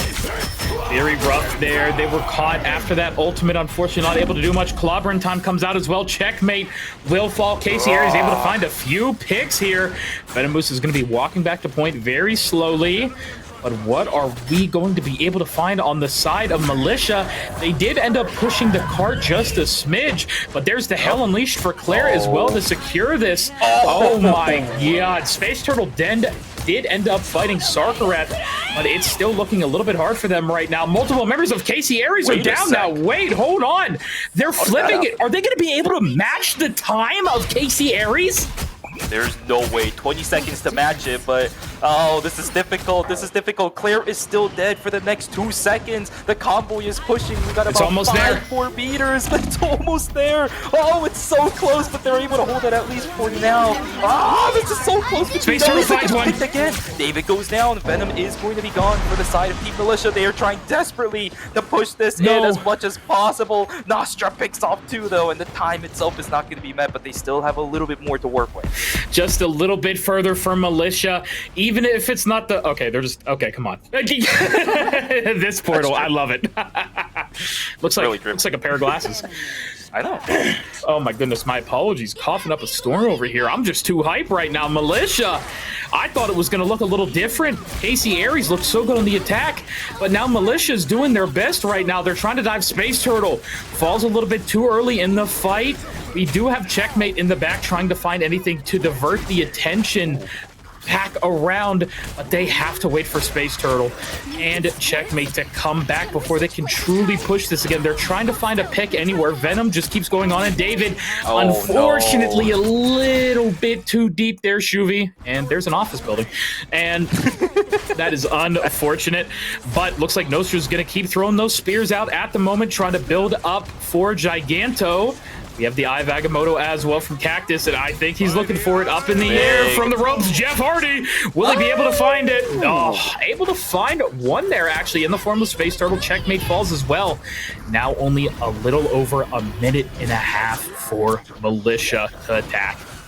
Oh, I don't know what's going on. All of a sudden, Illicit is not getting picked off, and that has been the one stable thing that Team Militia has been able to do. And without Illicit getting picked off, there is so much crowd control available for KCAyres, and that seems to be the big deal, right? The big turnaround that KCAyres have been looking for to try holding this convoy in place and push it back as much as possible. But the fight is going to begin once again. Luna Ultimate activated, trying to push this as much as possible, hold the line as often as they can. The whale comes out too. I don't really know how many people it landed on, but it just doesn't seem to be enough. The convoy still pushing as much as possible. Illicit on the backside trying to hold that convoy, but I don't know if they're gonna get picked. Yes, there we go. Illicit is down. Not too much lost on the side of Team Militia. Ultimates are still activated as Venomous up in the air. Oh, Checkmate going for the turbo. There we go. Yeah, Checkmate finds two. Claire finds two as well. This is gonna be so close. Okay. There we go, Checkmate. Now there's just one left on the point. They have to kill Cactus Arms, who's gonna be up in the air, which gives them a little bit of time actually to push this. It will be contested at the moment, but if Cactus Arms goes down, they need to kill the tanks. Cactus just barely able to live. This is beautiful. And now the healers are going to be coming back. These tanks can live. Space Turtle. Oh my god, trying to get as much healing as possible. These ults need to come up. David just about to have that Venom ult. Space Turtle as well, who's going to be the first one to go down here. I'm looking at the top right. I'm looking for it. Cactus Arms falls low. Nostra getting low. It's left and right. One for one right now. Space Turtle goes down, but David is able to find Cactus Arms tank for tank at the moment. Checkmate trying to get a health pack over there. Don't want to put too much pressure on your healers. Big Boy trying to heal up these tanks as much as possible. Overtime is here. They're going back and forth. Shuvy, this is crazy. A member of Militia falls. Venomous is down. Space Turtle's running back to point. David going crazy. Checkmate falls. David finds a third though. 2 meters left. There we go. Snuggles needs to pop this ult as fast as possible. You're not going to be able to use it again, but they did. Oh my god, Militia has another chance at life against KCAyres, man. Holy hell. Oh my god, but they ran out of all the time. It looked so good up until the second checkpoint, but then that third point, Team Ares comes alive and holds it around that corner. They let it push all the way to about 90% of where the convoy should have gone, but that hold towards the end was fantastic. Team KCAyres, yes, they may have faltered at that last moment just a little bit, but up until that point, perfection. That was gorgeous indeed. But now let's see how Ares is going to be able to defend against this. Of course, the team with less time is going to be attacking first to see how far they'll be able to get it. 60 seconds on the clock. 60 heartbeats there for Militia to be able to attack this. 60 blinks, whatever kind of philosophical way you want to look at it. The heartbeat of if they can take this. Militia, you need to push it and hold it. Can they do it, Shuvy? Really well earlier. They did really well earlier. They did very well on those first 2 points. Oh my god, it's going to be so tough. 1 minute is not that much time to work with, but remember, Vix, that first and second checkpoint was just stormed on through by Team Militia. We need to save the same vigor as we saw earlier, but it's going to be responded in kind with the Betty Parker swap out for Illicit. There's no thing anymore, and this is such a good response. Yes, I love this right now. Venomous actually on the attacking side was on Adam for a moment. We'll switch back over to the Sioux, but here we go. Already so much damage from Claire coming out. That right click as well. David waiting in the wings up top, trying to look for a dive onto anything. Will find it. target. Maybe going to be targeting Claire here or one of the healers. Nice. Trying to go in the back. Space Turtle, unfortunately, going to go down. David, the hero of last time, though, might be able to find a few picks. He was able to find 3 there at the end. Will he be able to do it, though? 23 seconds. Alyssa trying to pump out damage with this Penny. Doesn't have their mines available at the moment. The big mine spewer, I should say. They do have their little mini mines available. Check on the left, looking for anything. Will get taken down before they can find that health pack. But now they're going to have to find anything else. 5 seconds. Yeah, 5 seconds. They're going to try and take it into overtime. They need ults as fast as possible. Looks like Snuggles maybe trying to get as much healing out as possible. 85, we're watching that ultimate go up and up and up. Hopefully they don't use their ults at the same time. They need to space them out properly. Venomous, I feel like we're about to go invisible here in a second. Once they come back, Cactus Arms are just putting a portal down. What is this? Right in front of their face. What in the name of God? We're invisible right now, though. Penny's just running around on point. What in the name of God is happening? Oh my God, Invisible Woman in the back as well, able to find their own ult. And Luna's just on point dancing. She's dancing on it, Shuvi. Oh my God, Ares holding this so well. Snuggles, unfortunately, is down. Was able to use the ultimate.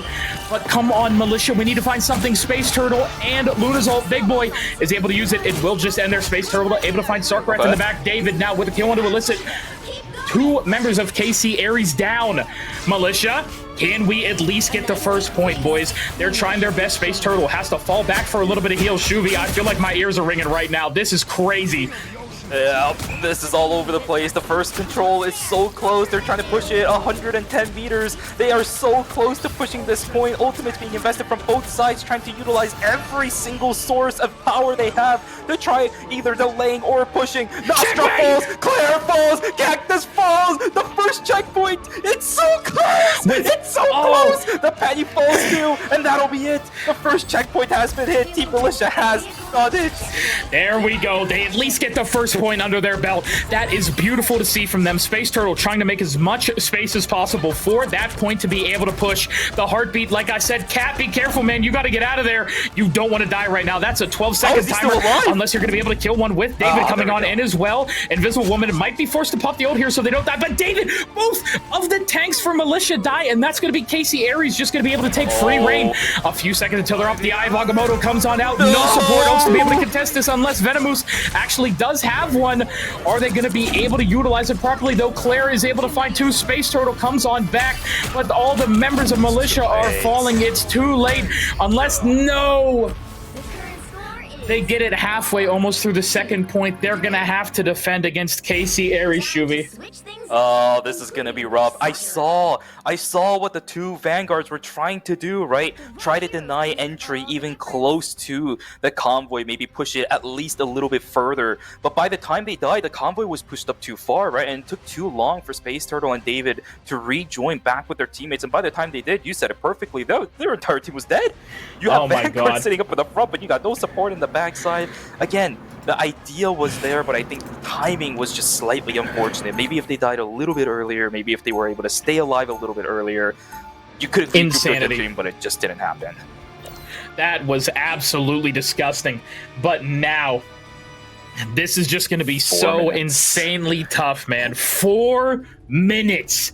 A full attack, basically, here. KCAyres.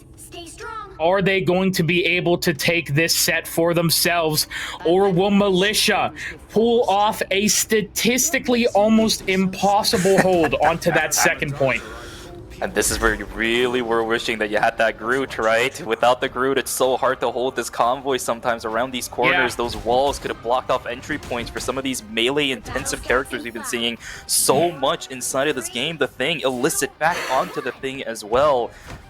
Militia need to pick this off over and over again, right? It needs to happen multiple times in this specific push. Otherwise, it's going to be difficult for Team Militia. They're pushing up and trying to hold as far up as possible. Are they going to be able to hold this corner line? This was the most successful hold yesterday that we saw from Team Nightshade. Are they going to be able to pull it off again? Oh, no. No! Checkmate, unfortunately, used too much utility to get in there. That is so ungodly rough. They were trying to retreat back to the health pack, but no dashes left for them means they couldn't escape properly. And now we see Nostra just absolutely throwing those glaives out on this Moon Knight, trying to get as much damage in as possible. And KCAyres is just pushing it. Will they be able to do it? There we go. Venomous is going to be able to throw that up, trying to do as much as possible. Moon Knight Khonshu will come out as well. Another Invisible Woman ult. They do have clobber time. Alyssa does it. A lot of members of Militia are going to be up in the air. That's 3 members down, and the rest of them have to fall back. There's still 3 minutes left for KCAyres, man. My God. Claire, dude, I swear, this has to be an attack-sided map, right? It is so different how these two teams are playing. The moment they're on this attacking side, the aggression levels just come at an all-time high. It's like they just completely lose the idea of falling back at all. These guys just push until the other team falls. Captain America is sitting up in the front side. Space Turtle trying desperately to hold this convoy as long as possible. We're at 2 minutes and 35 seconds. The rest of the team for Team Militia will join along, but hella, Claire gets 2. Claire just rips people apart. Snuggles is down. Checkmate is down. Convoy pushing slowly but surely. They're running out of time, Team Militia. They need to deal with Claire fast. Venomous goes down. Snuggles is coming back with the ult though. Checkmate. Are they going to be able to hold this? They are just barely hanging on by a thread for this first point. 2 minutes still left. And oh my God, I need to see Snuggles ult this, or are they going to be able to hold it? David comes on in there. Actually able to find 2. Hold on. Nostra and Claire down. That's the DPS line. Illicit's now struggling to find anything. Checkmate is able to find another one as well. Snuggles will end up going down with the ultimate, unfortunately, but it looks like they're going to be able to hold it by a damn thread, Shuvi. Oh my God, Checkmate is going insane on the Psylike right now. How are they doing this? How are they doing this? Look at how close it was to the checkpoint as well. And now the reset has to happen for KCAyres. They pushed it all the way to the checkpoint that they have to respawn so far away. This is just 4 time that Militia can work with.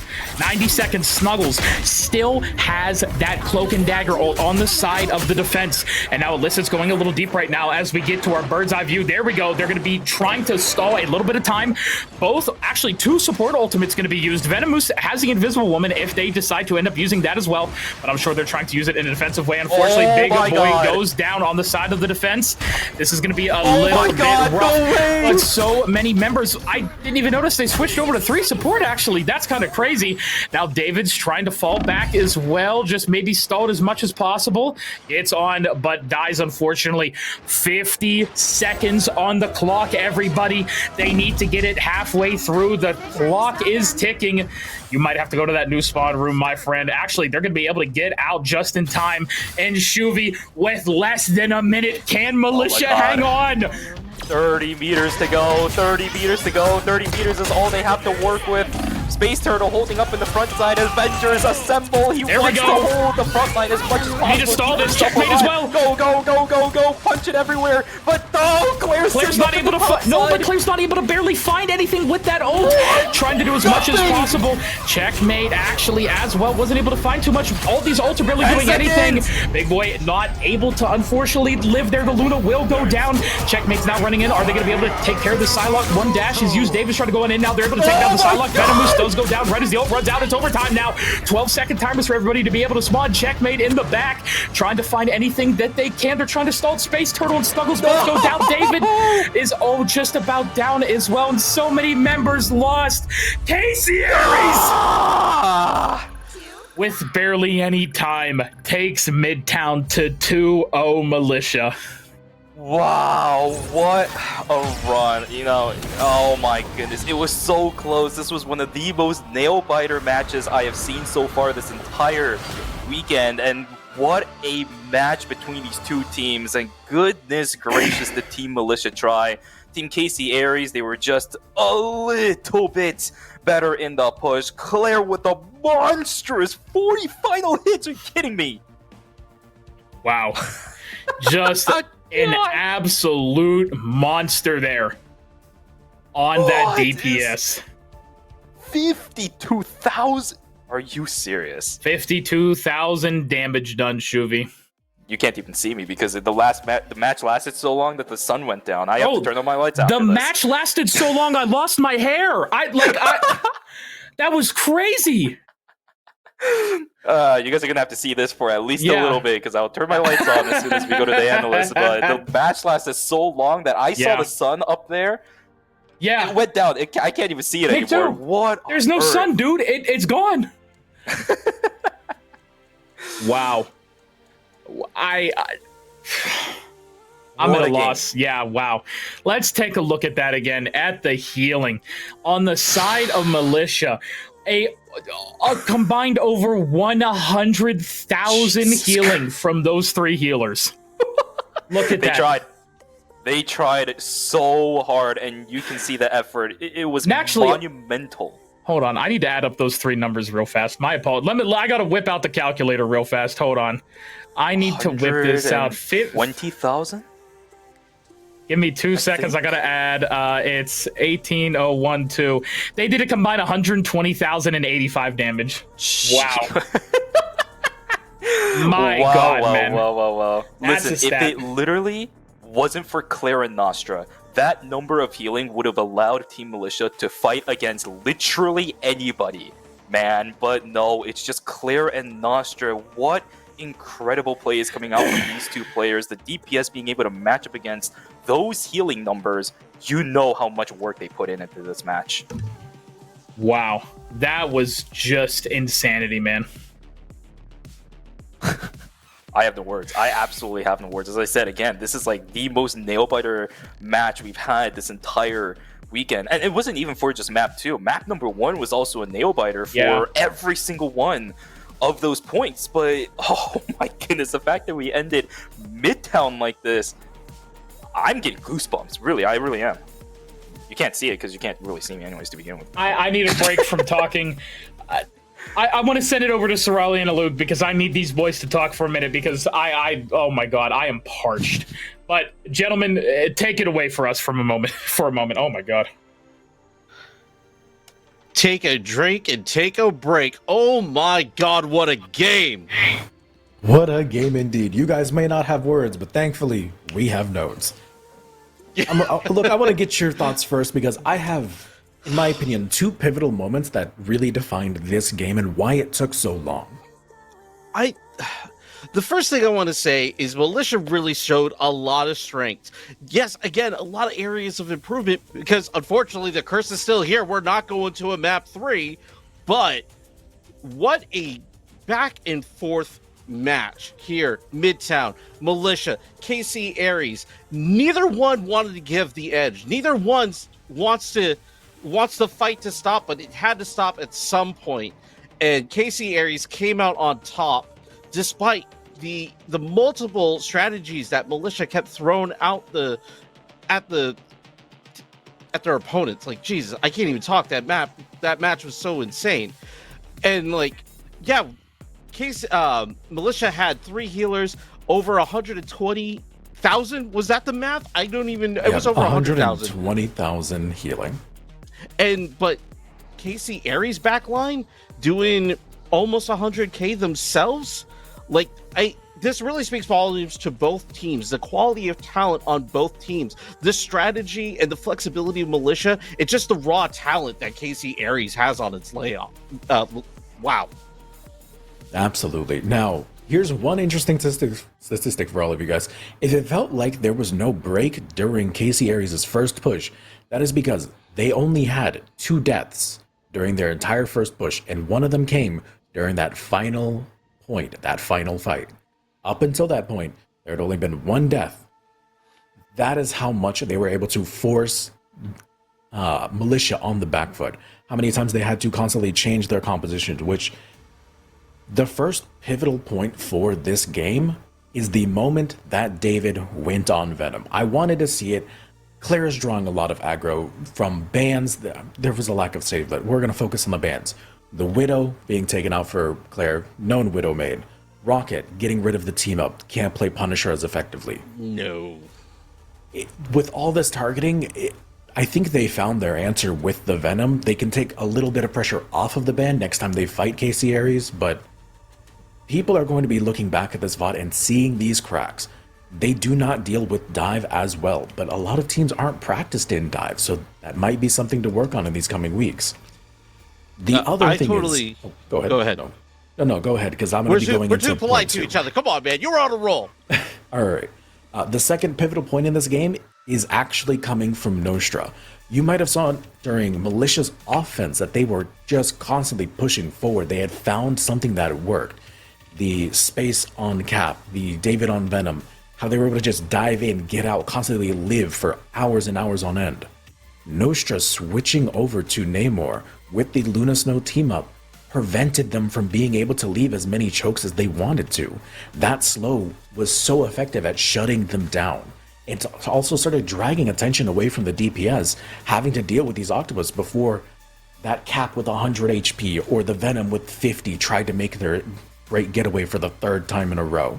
The moment he made that switch, it was over. That defense was locked down. They did not have an answer for that. I think going forward, you might need to ban Luna if you're going to be fighting against KCAyres, because that Namor team up is going to keep you from being able to play dive effectively against these players.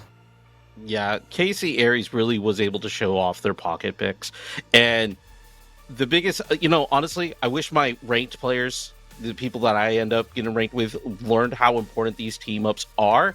Because you're absolutely right. These dive comps can't really escape if they're being slowed and they're being caught. And I also feel like part of what was at play there and what you're mentioning is that Militia does have one major thing that it shows. It's how they do stagger back to a fight. It is important to give a little bit of space. I understand when you're on the last point and you got only a couple meters to go before the cap's there.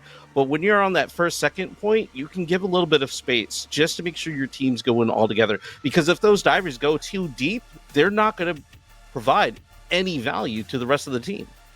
Yeah, we saw that on OT. David and Space were a little too far forward. They weren't on the same page as the rest of their team.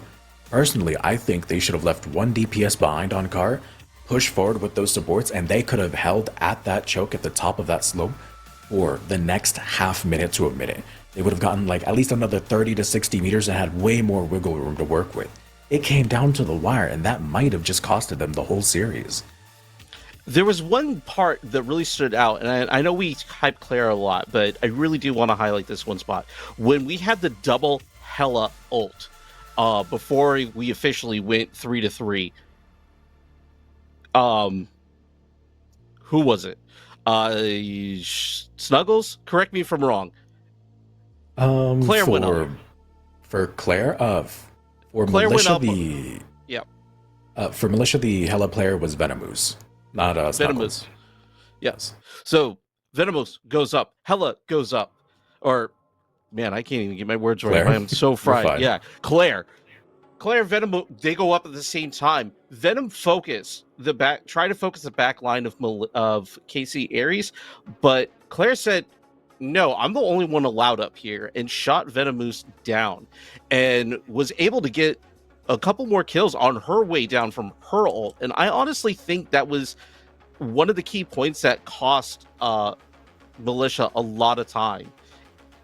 And I really wanted to highlight that because of how big brain that just stood out to me. Absolutely. Claire's target priority is probably some of the best in the entire RRL. And personally, I think just let the Widow through. It doesn't have as much DPS uptime. It has a much scarier burst window. But I think it's easier to play around that than letting her just go crazy on these other DPS. You have to allocate your bans elsewhere. I think that's one of the strengths of KCAyres that every team in the league needs to be aware of, is that both Sarkareth and Halcyon both play buff supports. Because if you let the Black Widow go through bans, you'll probably see the Mantis. If you let Rocket come out, Sarkareth will be on Rocket if they're allowed to play the Punisher. And we saw that today with Rocket. We saw that last week with Halcyon and Mantis. So, they are both really great supports. And you highlighted it over on Yggdrasil, Yggdrasgard, that these backlines of these two teams are definitely something to keep an eye out on. Absolutely. That does give us a pretty interesting state of the current league. We have a pretty standout top 3 at the moment, and only time will tell who's going to end up at the number 1 slot. Yeah, we do have everything divided into a Brave and Bold division, and right now the Brave division, Nightshade, KC Strikers, KCAyres, all 3 of them 2-0, and I'm wondering, if the Bull division is going to be able to step up, because we got the Pillarmen and MoJangles coming up next. And, you know, like I said earlier, this is probably going to be our back and forth match. But after the one that we just watched, I don't know how they're going to be able to top that.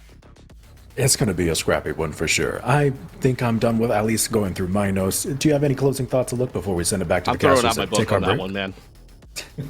You've been throwing that out a lot lately. That's how good these games have been.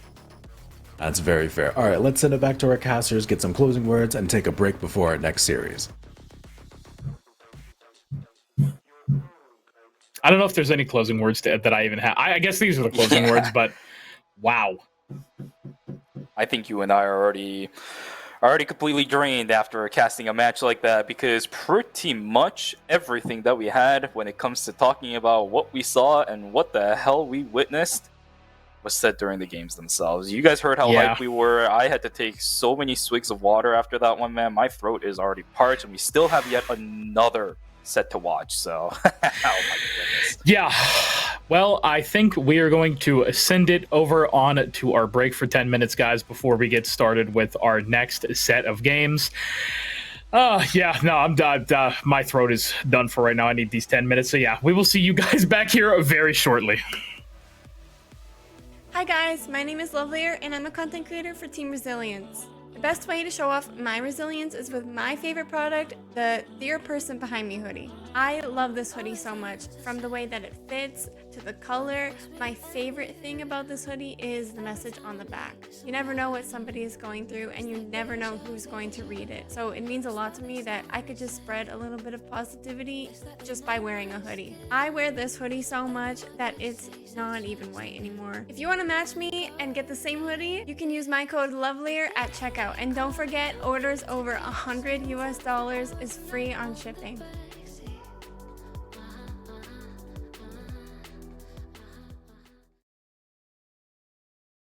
Goes down, Sean goes down on the Namor, Mag goes down, pillar by pillar, they will be falling.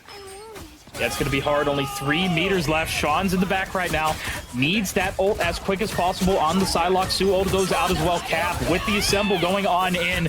Oh, I don't think they're going to be able to hold this. 3 members of MoJangles already down a 4th.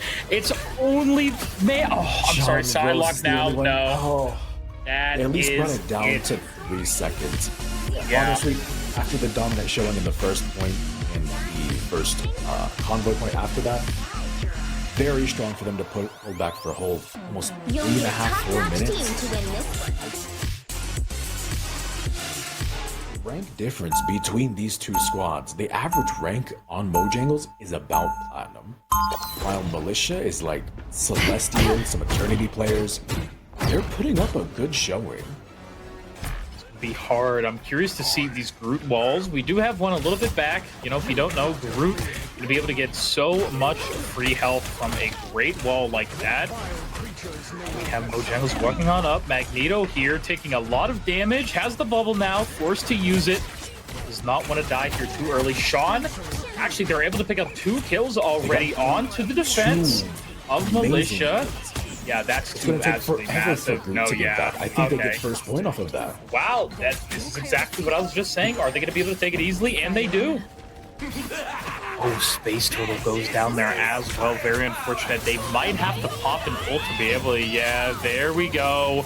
They're going to have to hold it with this Mantis ult. Unfortunately, Psylocke not going to be able to get too much out of that. Now they're going to have to find their way back into this. This card needs to be stopped soon.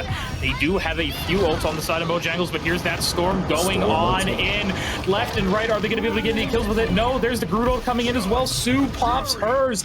Sean going to be able to get a kill there onto the Mantis. A double kill.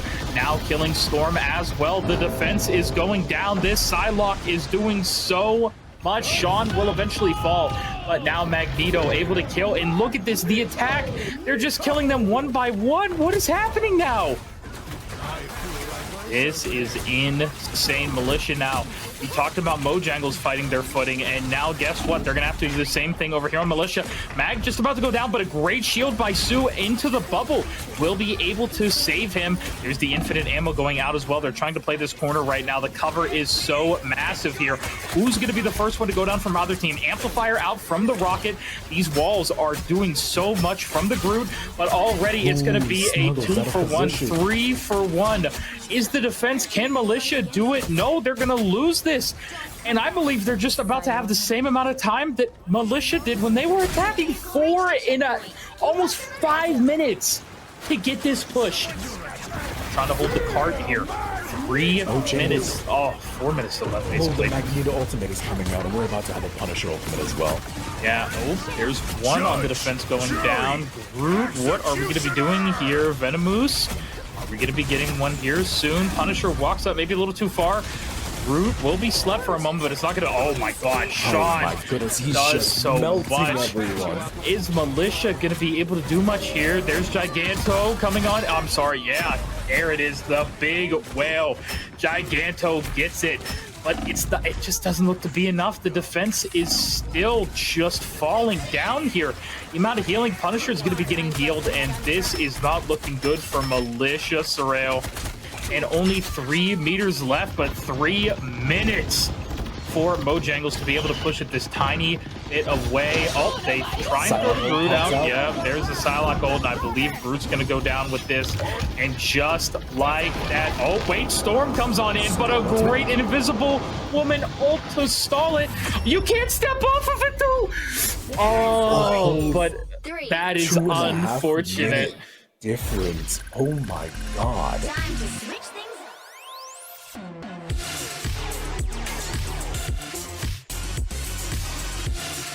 Players just, it was insane. And now we're actually getting a different pick here as well. Moon Knight.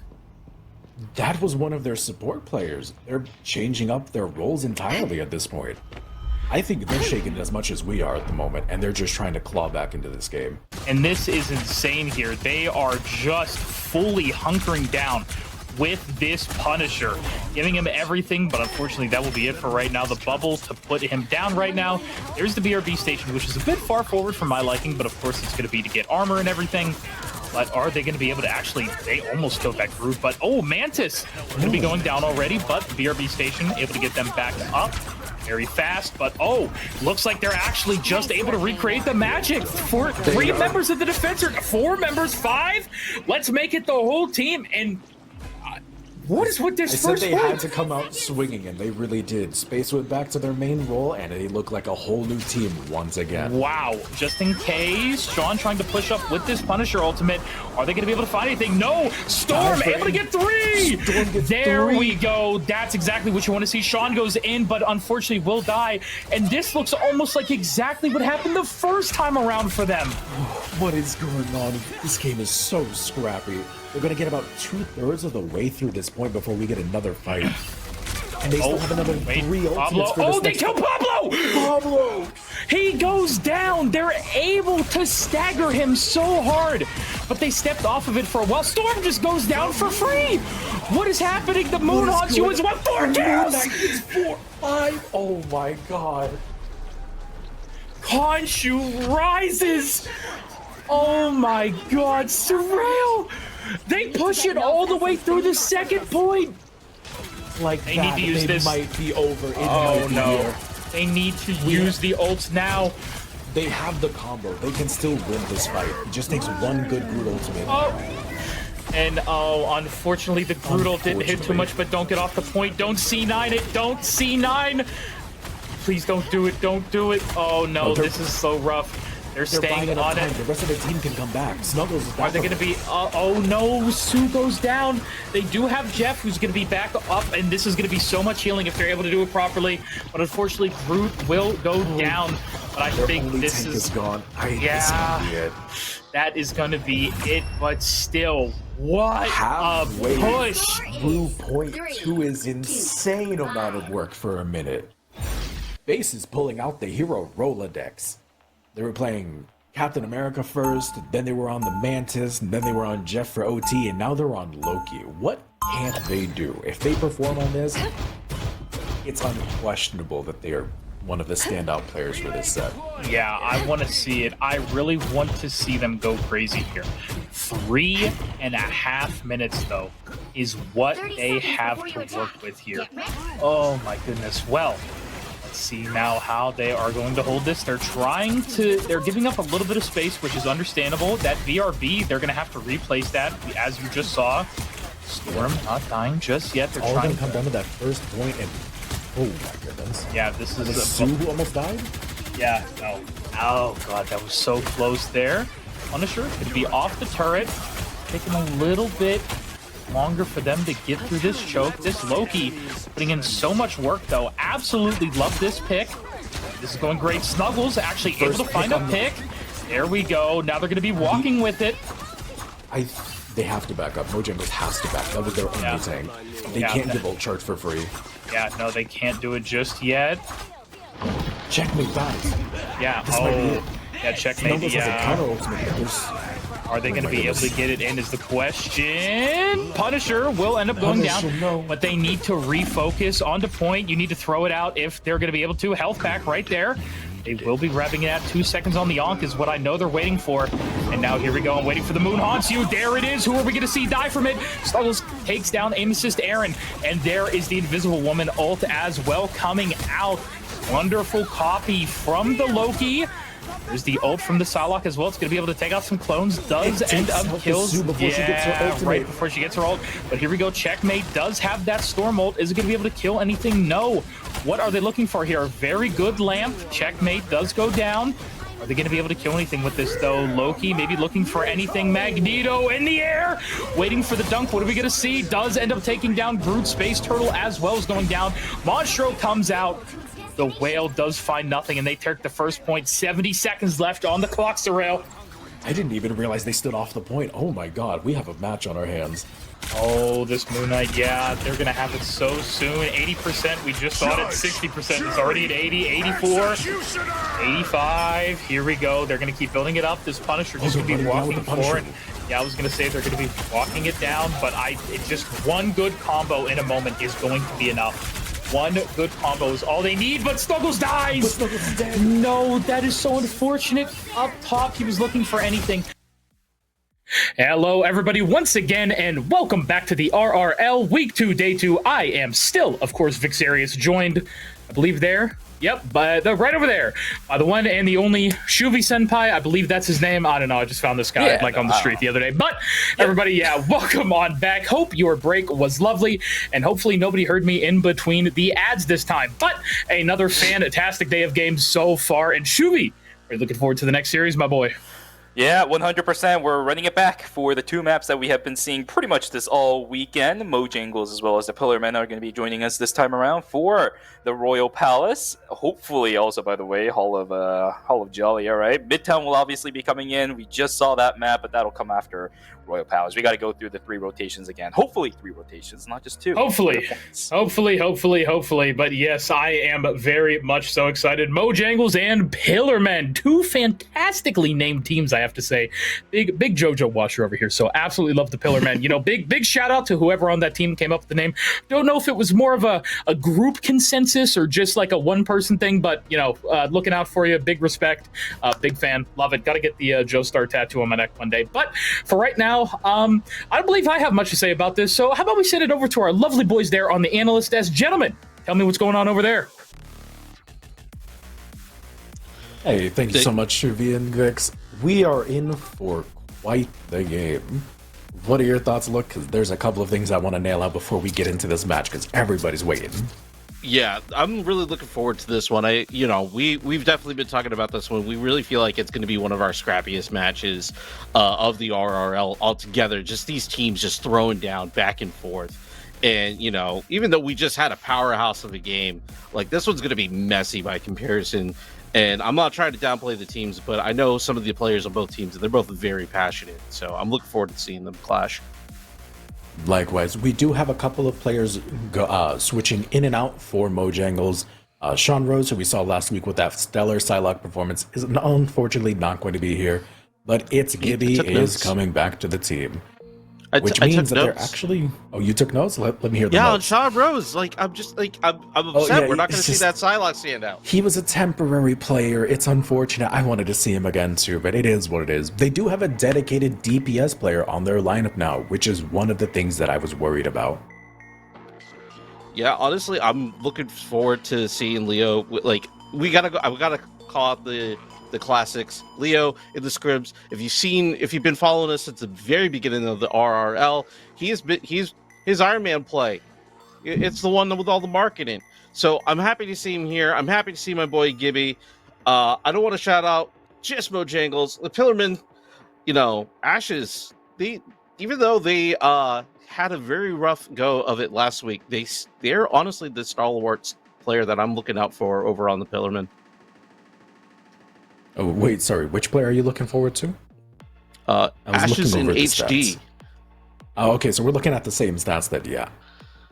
Ashes is probably one of the better tanks in this lineup, but before we go more into the Pillarmen, I do want to highlight Gibby, who is returning to this roster. Wasn't able to come for first week due to personal reasons, but now that he is back, despite his rank being in the Platinum, he is a top 200 Apex player. He is in Predator. His DPS and FPS skills are there. It's just the Marvel knowledge that is lacking. But with time away from the game, you can cram a lot of knowledge into this game. So I hope he's able to put that into performance today. Yeah, he definitely puts on a show in Apex, but coming over here to Marvel Rivals, I wonder, he registered as a fill, I believe, between strategist and duelist, and I believe we had there's some shenanigans going on in the back. I believe that he'll be on the duelist role today, though. Yeah, they also have one DPS in their backup, Lilith, who appeared last week. Showed a really good performance on Squirrel Girl and Namor, but unfortunately not on the starting roster this week. Sorry, I gotta mute the peanut gallery. No, It's you okay, and I my were inner both. demons. I know they're horrible, but we were both looking forward to see Lilith and wondering if she was going to be, if they were going to be in the starting lineup. But that's not the case today. So, we gotta throw down and let them go at it. See who comes out on top. We need some star players. I want to see somebody standing out on every team. Yes, hopefully if Pillarmen are pushed to the edge, we'll see Lilith play today, but that'll be seen.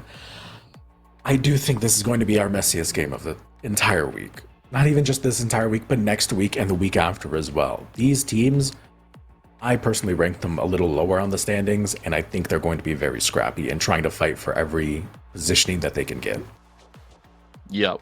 And this is only the second week. And we have 7 regular season play weeks. So we have 5 more to go before we get into the playoffs. And then we really find out who the champion of the RRL is. So it's time to get into it, I believe, unless you got other notes you want to go over. No, I think I'm fine, but I do want to watch the replays from last series, get ourselves amped up, get ourselves back in the mood for a crazy series we're going to watch. God, Nostra, honestly, he has a Rolodex of heroes. He played Moon Knight, he played Psylocke, he played Namor, he played everything last time around. The fact he's able to do all of that at such a high level is crazy. Right. Oh my god. Okay, from that angle, that portal looks a lot worse. Oh my god, Thank you, Sue. You're not keeping even... us wholesome. Yeah, thank you. Allison, you're getting my MVP now. Thank you. Those portals were definitely... What are we doing here in production? Oh Sorali, my god, I'm lost. checkmate. That's fine. We're going through clips of last game. I asked for this, and God, I That's didn't right, see you this did. because my POV was watching the tanks, but God, checkmate was crazy with that Psylocke. Yeah, both the Psylocke's last game were very impressive. We talked all about. I'm sorry, I'm just ready for next game, man. If you got more notes, go over those replays. I'm letting you go free. Hey, So this that's is all a I Sorali wanted. show. We were able to see those replays. We're finished with both of our notes. We can send it back to the casters and get into the game. Welcome back. back, everybody, to the caster's desk, where apparently this is a "Whose Line Is It Anyways" episode, where, you know, it's just I keep laughing because I'm apparently Drew Carey now. I just keep laughing, but I. Yeah, we are the inner demons. We are the inner demons of apologies. the analyst desk. As a former Peanut Gallery member, I humbly apologize to our lovely analysts, but love you guys very much. But yeah, we are just about to get it on into Royal Palace, Shuvi, back to Odin's home, his archive, his throne room, his garden as well, if you will. But looking forward to it. These two teams, I know they are ready to scrap it on out. Yeah, I'm honestly surprised that I haven't gotten sick of watching this map yet, but it's every single time I watch a game played by these teams, it always just reinvigorates my love for this map. The fact that I've been seeing it so many times already in my Marvel Rivals history, dude, I swear to God, I have some connection with this map, you know? And the fact that I get to watch the expertise of these teams bring to the table for Odin's Archive and the Royal Palace, I'm gonna say Odin's Archive because I see that part every single time, but Royal Palace... It's all up here, you know? Yeah, it's all up here. It's just burned into my mind at this point. I only see that map and nothing else. So, yeah, Royal Palace is effectively Odin's Archive for me. But no, Royal Palace, this map is one that I always get to see multiple different variations of how teams are going to be playing it. Almost gives me a little bit of an insight on how they're going to be even playing Midtown. So, going to be keeping an eye out on what kind of picks, bans, as well as saves are going to be coming through for, I remember the saves for this map. Yeah, the bans and saves, picking bans, you know, I feel like that's what we're used to from our MOBA background, as most, you know, picks and bans everywhere. But I do, bans and saves has a nice little ring to it as well. I don't know about you, but yeah, I like it. Yeah, keeping ourselves safe too, you know, the ban saves, we gotta be safe. And you know what, with the ban phase system, we get to talk about safety and all that jazz as well. But here we go, Royal Palace locked and loaded. I'm ready for this one. I'm ready for this one, man. The analyst told us that we're going to be getting some scrappy matches. I'm ready for a scrappy match. Oh, yeah, especially my throat after that last game. I honestly, I am so far back. I was about to be back into my chair, but I am excited for this so much. We have a lot of great players out here once again, Shuvi. Oh, a Bucky ban already coming out. I like this. I like it. I like it. I liked it. You've been seeing a lot of really good Buckies, and you know what? If we're going to be seeing a scrappy fight, I think the Bucky ban is absolutely worth it. This character thrives in scrappy matches, so the fact that we're already seeing a ban for this right now is already telling me that these two teams have already done their homeworks. They know exactly how this matchup is going to go, and you can tell with these bans coming in. Magneto gone, Luna... Well, no, sorry. Magneto is not gone. That's the safe pick for that team. Luna is gone though, and the safety of the Cloak and Dagger coming in from the other side. Yeah, MoJangles as well. I really like it. Yeah, like you said, the Magneto save from them. A very lovely. Pillarman, meanwhile, saving Cloak and Dagger and banning out the name. Or, of course, they do have the Iron Fist. We can see City Ocean hovering it over there. Maybe wanting a little bit more of an in. Pillarmen looking, I mean, they're running dive. Look at it. Do I have to say anything else? Like, look at three of those characters. Need I say more? Nope, not at all. And it kind of makes me wonder about the way that this map itself is going to go. We have a Punisher on the side of the blue team. I'm kind of scared about this Punisher right now. If they get dove on immediately, I don't know what kind of responses the rest of their team is going to have. But maybe with the triple strategists, they can deal with this. Yeah, I'm hoping they will be able to. Triple strategist, a very interesting... Oh, I thought I was lost there for a second, but everybody just loading in a little bit. Rocket is very popular for that triple strategist composition, so I do really like seeing it. You know, Mantis... basically a DPS with, you know, just a little bit of healing attack. I mean, come on. You know what I mean? You're able to hit those headshots on Mantis. It's basically Hela with a Mantis costume on. Come on. Come on. Am I wrong? Sit here and tell me I'm wrong. Yeah, it's Hela with the little antennas sticking out at the top of her head. So love to see it. We'll see how well this is going to run, right? Is it going to be a little bit more fluid like we want to see? Because even if it's a scrappy fight match, we still want to see some fluidity between these teams. If it doesn't happen, then, well, we get our scrappy match as we promised. So let's get started, ladies and gentlemen. Royal Palace, Bifrost Garden to start us off. Open areas is all you and I love at this point. that. I'm sorry, that crosshair on Ashes was crazy. That was huge. I love it though. I love big crosshairs. I love City Ocean here with the little tiny black circle crosshair is cool. And look at this, the default one over here. I love it on cap, but actually going to be reflecting a lot of that. Okay, that's close. Oh my god, that was really close. I think hopefully they're going to be able to live here. No, Patch actually able to take them down. City Ocean forced away in the back. That was a little bit of a rough first dive. Oh my god, dude, I thought Venom was just going to fall off the map as well. Yeah. Oh my god, not Leo. Beautiful mag plays there, able to take one down into it. Will revive though, and it looks like MoJangles able to grab the first point successfully. Penny going to be setting up those mines there around the corner just to try and deter anybody from coming in that way. And let's see now how they're going to try and get on in here. Venom going to be swinging on in from the top ropes. Not finding anything just yet. City Ocean as well. On in. Gibby will be the first to go down. Green Knight takes down Captain America, and it's going to be a 1-for-1 right now. And actually, the Pillarmen are pushing them off very successfully. Patch trying to walk back in. Both with a great ultimate to cover most of the point except that little middle area. And oh my god, wait, Pillarmen were actually just able to capture it barely. Now another Cloak and Dagger ult coming out as well. Magneto, the meteor is coming. Not able to kill anything. Beautiful invulnerability there from Cloak and Dagger. Venom falling low there on the side. And actually, MoJangles are just able to take it back. Yeah, I love the way that MoJangles is able to anchor around all of these players. They seem so much more stable so far than the Pillarmen. They're actually playing around each other. I haven't really seen the Pillarmen group up as 6 trying to go for any coordinated dives or anything of the sort, whereas MoJangles, every single time we see any one of their players' camera visions, we see literally the entire team pretty much playing around them. That's what I want to see from these guys. Try to hold that line. After all, you do need to hold the center zone. MoJangles playing this out well, but let's see what ends up happening. Another dive is going to come through if there we go. They fall. Nice. Oh, and Gibby falls down yet again. Yeah, here we go. Shipper down. Oh my god, it's so much damage coming out from this Iron Fist.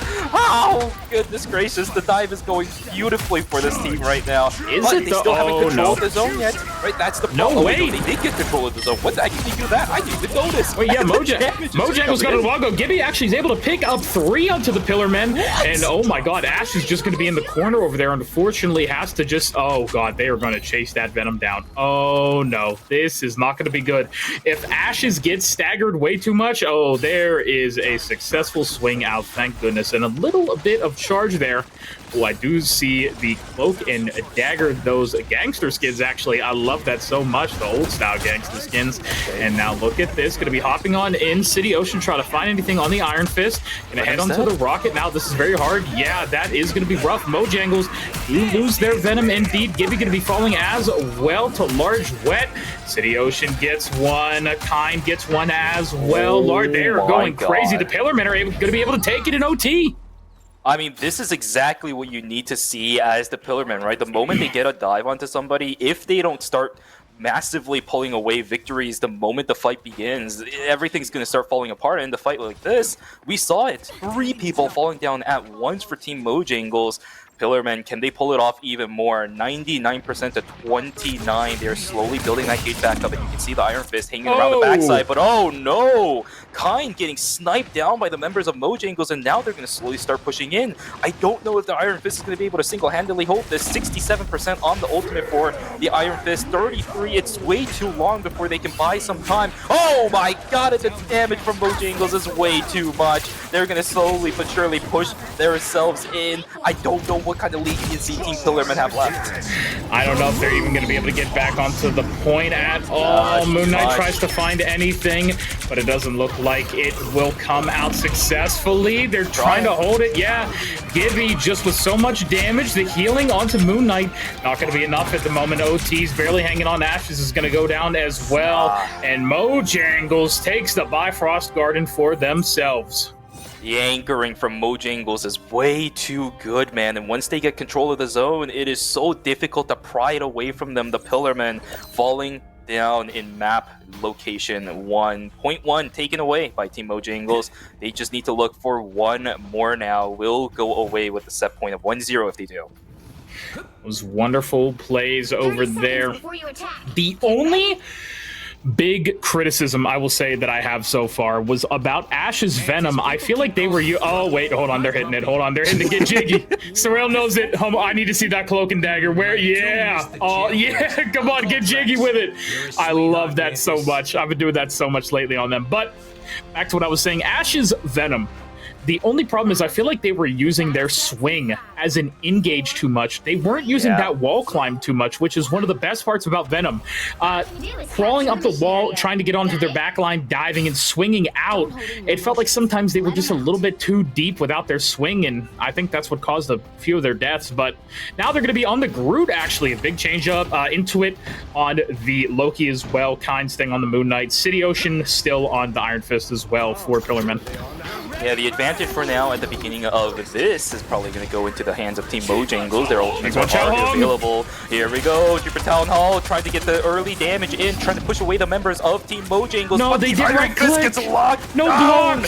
There is no follow-through support. The rest of his team was stuck on the stairs, couldn't push any far forward. MoJangles with the advantage at the earlier start. Vance's ultimate pop. Same thing for the Raccoon ultimate. They're both popped as well, but Gibby falls. The anchor has been broken at the moment, trying to push further in, but I don't know what they have left. Magneto has to pull back as well. He was taken down way too low. Captain America sitting up in the front side. Pillarman for now gets the control over the zone. Beautiful job, Pillarmen. Already having it almost to a quarter. And look at the amount of health City Ocean has on this Iron Fist right now. Is going to have to actually back up. And that's that Swordmaster Iron Fist as well. You love to see it. The old comic book version of him before he became the Iron Fist. I absolutely love that skin, Shuby. I'm a little bit, a little bit of a comic nerd on the side. Love to see it, love to see it. Will they be able to show us even more of this Iron Fist though, right? Because we saw some really aggressive ultimates coming through, but now they're gonna have to deal with the Punisher ultimate that's about to come through from Gibby. Let's see if this anchor is going to break, because once Gibby dies, there is no damage that's gonna be coming through from MoJangles. They need to get this kill. Cloak and Dagger ultimate activated earlier on from aim assist. Will this work out? So far, it's not that bad. They've pushed into the zone, but where is the damage to follow up? Nothing just yet. The Pillarmen, slowly but surely, their health bars are draining, but the retreat immediately away as soon as the ultimate from Punisher is activated. This is actually pretty good. Nobody died from either one of those ultimates. No, yeah, but MoJangles able to take the point right now. Pillarmen now are going to have to push back onto it. They do have the Groot Moon Knight, which I'm going to be waiting for over here. I want to see it so badly. There it is, too. Yeah, I want to see it. Oh, they're able to get it. And there's the ult as well. Kind finds 3. City's going to find 1 as well. And that's most of MoJangles down. Leo, I don't know about the meteor when your whole team's dead. Oh, that's a little rough. You got to work on that one. If 4 members of your team are dead, unless they're all grouped up on the other side, I don't think that's going to be doing too much, unfortunately. But that's a big cooldown out there. MoJangles are going to have to work without it. Only having the Penny ult, actually, apologies, the Amplifier now as well for this push. Yep, this is gonna be rough for Team MoJangles. They fought back the control, but then they lost it immediately. Penny is gonna try ulting over the control zone, trying to get some of those traps down, maybe get whatever you can. What is going on here? Being stuck in the wall. Yeah. It's not exactly what you want to do as the Penny Parker, but still, finally managed to go back around. Zone control is still back into the hands of the Pillarman. Overtime has been activated too. Do not let this control go away, MoJangles, but they're falling to pieces. Gibby's already been taken down. Leo's gonna get taken down too. Down goes Pablo. And I think that honestly it might be it. The team ace is gonna come online. The Pyramid will take away another location inside of the World Palace. We're going to 3. Juvie. We're going to Odin's Archive. Going to the archives, buddy. Okay. Your favorite, huh? It might not be my favorite so soon at this point, dude. We're seeing it so often. Why is it that the one time Odin's Archive is the 3rd point we go to Odin's Archive? What is going on here? Oh my god, yeah, it's always going to be Odin's Archive over here, but looking forward to what we will see from both of these teams and how they play this very unique point. Yep, and as soon as it turns, by the way, to Odin's Archive, you can see the change-ups coming through from MoJangles. Patchiana is actually not going to be sitting on the Penny Parker anymore. From the looks of it, we'll swap over into the Cloak and Dagger because at this point, it's a bit more of an open area for that center control. The Flank Watch, doesn't have to be that significant. And quite frankly, the Pillarmen have also slightly swapped off on that complete dive composition as the Venom swap over into the Groot has happened. So I like this adjustment from Team MoJangles. Let's see if it works. Yeah, it really can go either way right now. Both of these teams, honestly, coming out massively for their first games here of week number 2. I'm honestly loving what we are seeing. We have Cap maybe going to be looking for any kind of in here. Kind going to be able to get a bunch of great glaives off. Has Khonshu ready as well. The moon will indeed be haunting. Actually, no. Thor with that awakening rune. Amos is there and going crazy there. Beautifully done. City Ocean trying to find anything, but will be getting put to sleep, and Gibby takes him down. And that's actually going to be 2 members, I believe, the Pillarmen down for a moment. They're both going to have to walk all the way back to point. MoJangles hasn't been able to secure it entirely yet. They're still fighting. Gibby takes another down in ashes. That was wonderful. Cap trying to block as much damage, tried to block the Meteor M from Magneto. But Gibby, oh my no. god, there we go. Kind actually able to pick up another 3-piece. What in the name of God? Khonshu is blessing him today, Shuvi. Yeah, exactly at the moment they needed it too, right? Everybody was coming back from the side of Team Pillarmen, but then Khonshu just coming in clutch and finding a 3P. Oh my goodness, this is ridiculous, man. 3 kills to bring back the members of Team Pillarmen, and they get control over the zone now. 13% is all MoJangles was able to get before that Moon Knight just ripped them to shreds. Apologies. Oh my goodness, this water's not even doing enough for me at this point. I am so locked in right now on these games. Ashes gonna be trying to walk backwards, trying to get enough walls to kind of isolate a target maybe here soon into it. Gonna be with his clones in the back, trying to do as much as possible. Has that shapeshift ready to copy any ultimate that they need. Ashes will actually find Aaron. The Thor goes down. Gibby gonna be on that turret in the back, just locking in, and look at that. Kind ends up going down. Are we gonna be able to find anything else with a turret? Only a little bit of bullets left. Yep, but there's that infinite ammo coming out as well. There we go. Cloak and Dagger going to be trying to get onto this Patch, who did switch over from that Penny on that first round onto Cloak and Dagger. Now they're getting a few picks out of the Pillarmen, but they're holding strong here. 53% at the moment. It's still going. Yeah, I'm surprised MoJangles hasn't been able to wrestle this back, but that goes to show you that Pillarmen, they're trying to hold this as long as they can. Here we go, different Town Hall, auto attacks everywhere. He's punching as much as he can, but I don't know what the damage is going into, where he was flying all over the place. Doesn't really manage to get that much. Unfortunately, it seems like for now, the control is going to be wrestled back as MoJangles building up their percentages. Pillarmen without that Iron Fist will have to back away and try to regroup for the time being. From the looks of it. Oh, wait, maybe? Actually, City Ocean 8 Health saying, Doc, stim me over here. Are they even going to be able to do it? Doc, stim him. Come on. He has his own health, but he needs some support. Doc, come on. Help him. Oh, my God. City Ocean, he's going to be playing up top. Needs to look for some kind of in here. Onto anything he can find. Gets a nice block. Oh, it's not. Oh, maybe going to be enough, though. Yeah, City will fall down to Patch. We do have the Meteor here from Leo. 50% also almost on MoJangles. And oh, wait, a big there we go. 3 picks. Pablo actually able to get 1 and will res Patch. It's maybe almost an even fight. Are they going to be able to find any more Pillarmen? An uphill battle for them at the moment. There's that Meteor going on up. Who's he going to target? Will not find anything. Tried, but won't find it. Actually, no, MoJangles is going to hold it. Yeah, it really doesn't matter, right? That meteorite, I think, was a little bit too late, if I'm going to be real with you. For that, for what it was, MoJangles already had the control over the zone when the meteorite came out initially. So the MoJangles, again, still need to work on their old timings a little bit, but that's okay. Their end goal has been reached. They have the control over the zone right now. 81% compared to the 68. It's still really close.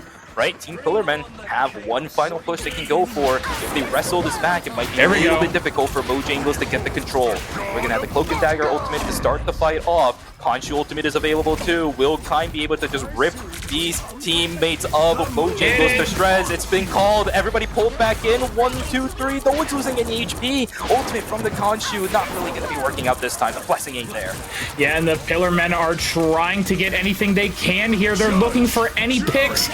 City Ocean putting out so much damage here on this Oh my god, Iron Fist. We have Gibby in the back as well with that Punisher, all trying to do as much as they can. And they're struggling. Large Wet actually ends up going down, unfortunately. Friggin' Packet, yo. Oh my god, going left and right. MoJangles, I think they're going to be able to hold this. They're not really able to kill anything right now. Oh my god, City Ocean almost goes off the map. But it's not going to be enough just yet. Are Pillarmen actually going to be able to take this? These Groot walls are fantastic. Are they going to be able to find another pick? The Mantis is going crazy as well. Aaron on this Thor destroying these walls. Loki trying to heal them as much as possible. There is that lamp. This overtime is going so far, so long. Pablo trying to get as much damage, kills the Groot, and that's it. MoJangles actually, hold on. No, they take it. MoJangles takes map number 1. What a chaotic overtime from both of these teams. Scrappy match indeed. My goodness, I think you and I got exactly what we were waiting for. I think the analysts also got exactly what they were waiting for. Because if you take a look at that Odin archive and tell me that wasn't Scrappy, then you are lying to me. Scrappy is the name of the game this week and every other week, it seems. Another Punisher MVP. Claire was up first in set number 1, and now Gibby's hitting it. Punisher is really punishing today. Stat line between the two teams, about even. You know, I'm looking at this right now. Yeah. It's not that bad for both of those teams, and it's not one-sided at all. These two teams are fighting for their tournaments, and that additional point for these maps too. It is amazing how we were able to see this much fighting in map number 1, but this sets up for a great Midtown that we're going to be going into. Oh my god, yeah, no, I was just thinking about that. Midtown is going to be a fantastic map, man, especially after what we saw between KCAyres and, oh my god, before, that was just disgusting. We saw Militia try and conquer it, but they couldn't. And now the question is, will the Pillarmen be able to stay in it against MoJangles? I think they will be able to. We saw how effective this composition was, right? They really like playing this dive comp, and even if they kind of swapped over it, especially with Ashes flipping over to the Groot instead of the Venom, you can still have a couple of these fantastic pickers. I mean, you saw City Ocean playing this Iron Fist like an absolute madman. That's what we need in a map like Midtown up against something like the Punisher. If you're able to pick that off, again, damage is slightly lacking from that 2-1-3 setup that we have from Team MoJangles. If you're able to just snipe off that one damage dealer, it is going to be so effective for you going into Midtown. So really excited to see what these two teams are going to be bringing to the table, but specifically what Pillarmen are going to be bringing to the table to try pushing that lead, or to try at least getting to the third map that we always want to see. Curious to see if the bans and saves are going to be any different as well, but that's not really my expertise at the moment. So how about we send it on over to our analyst desk, Sarale and Alok. Boys, tell me what's going on for game number 2 and, of course, game number 1. Thank you for bringing it back over to the analyst desk, gentlemen. Sarale, how you feeling after that one? I said it would be scrappy. That's even scrappier than I was expecting, though. I was quite surprised by the Iron Fist pick, honestly, and that definitely made it feel like we were having a brawl here at Odin's Archive on top of the Throne Room and the Bifrost Garden. Iron Fist was in every area, correct me if I'm wrong. He definitely was. City Ocean actually plays Mr. Fantastic, so these other melee dive-centric characters are in their wheelhouse. The other thing I really wanted to point out on the Pillarmen, I think we found a standout player in kind on Moon Knight. All three rounds, 27-9 with 13 last hits, 30,000 damage overall. I mean, I think you put Gibby in his pace and to say, hey, you and me, we're having a one-on-one in the stats. Well, we'll get into a one-on-one in a moment because there was some plays that I saw that were quite questionable. But definitely, Kind is outputting so much damage into these compositions where there's a lack of shields or Groot walls. It's hard for you to be able to prevent Moon Knight from building up his ultimate and just going to town. On the bright side, they're running triple support, so at least they can heal off all the extra splash damage that he's able to do. But that ultimate is still going to be a threat no matter what happens, and he's always going to generate it so quickly with the lack of shields. Yeah, and I really think with Pillarmen, they have kind of two strategies going on. They have they have kind of allowed City Ocean to put a lot of pressure on so that they can get in there and harass Gibby, because Gibby's like the only DPS that we're really seeing for MoJangles. But you also have Ashes playing in kind, with kind, no pun intended. They were just trying to ult and play off each other very well on the Groot and Moon Knight, but they weren't able to close it out because MoJangles was able to take it out for this first we're win. Likely going to be seeing the fact like Groot or Moon Knight being banned so that they can't play off of each other again like that. That was the one thing holding MoJangles back from being able to just push further in this game. And I think we might see a Magneto ban or a Punisher or a Rocket Raccoon ban. They either need to target Leo because he is the one like tank player on the team who's very used to it, or they need to target what's giving Gibby all the room to work with. Yeah, and I think we did see some improvement with the Pillarmen, even though they weren't able to come through. I think they definitely did make some improvements overall, but MoJangles definitely looking strong. I mean, look at the top damage block there, and Leo lifeless again. Yeah, we talked about it. He had a hard time, and he got to pad his stats, but he's still staying there. 261, 94 so far overall. The heals of that triple support for MoJangles, 134, 937 on top of everything. Like, this is definitely looking like a contender for the RRL semifinals at the very least. I do think they could make a run to the semifinals, though. I do want to see them fight Birthright before we give them that title definitively. Both teams have at least improved from last week. I wonder if Pillarmen are going to stick with their current roster, or if Lilith is going to come up in as a sub once again. I mean, if Lilith can come onto the main roster, I think that's definitely going to shake things up. So, you know, you and I are both really hoping for that. But what were some other points of this set so far? So I don't think we ended up getting it on camera because this was from my own personal point of view. I don't think that MoJangles is all on the same page yet. There was a couple of times that I saw Gibby fighting for his life in their own backline, getting 1v1'd by City Ocean or by Ashes or another tank. He was really struggling out there, not from personal skill, but just from team dynamics and how chaotic the fights were getting. He wasn't getting enough support from his triple support. Yeah, when you're kind of the one DPS and you have three supports like you said, and you're fighting for your life, that's definitely an area of improvement. As a strategist, I understand you want to focus on your tanks, you want to keep them healthy, but like if you lose your main damage, you're not going to be able to push forward, you're not going to be able to keep a lot of pressure.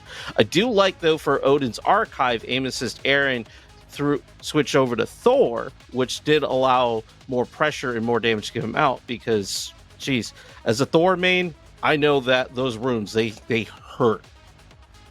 Oh, absolutely. Thor has some of the highest potential DPS of the entire roster, actually. So him being a tank, also being able to put out that much damage, does put off a little bit of relief from Gibby's shoulders, not having to do all of the DPS on the team. That, with the rocket boost, the mantis boost, they do have more damage than they appear to, but I don't know if it's enough to make up for the lack of a second DPS. I do want to see another player on DPS. I want to see them diversify from this triple support that has been nerfed, and I do think it is still not a good thing to run. No, the stats still aren't there, but here in the RRL, you know, we see a couple teams performing with it, but you know, yeah, it is kind of tapering off, and people are starting to catch on to the 222. MoJangles does still also have some room to improve as well, not only with their triple support and covering their DPS, but there was a little bit of a hiccup with the Penny play and then the Strange Portal over in the Throne Room that wasn't able to be successful to recap the point that forced us into Odin's Archive. I did notice that Patch Annie did try to go in with the Penny ult, but got stuck on a wall, and then we had the Doctor Strange ult, and things felt really awkward there, and they just weren't able to apply any pressure or follow anything up.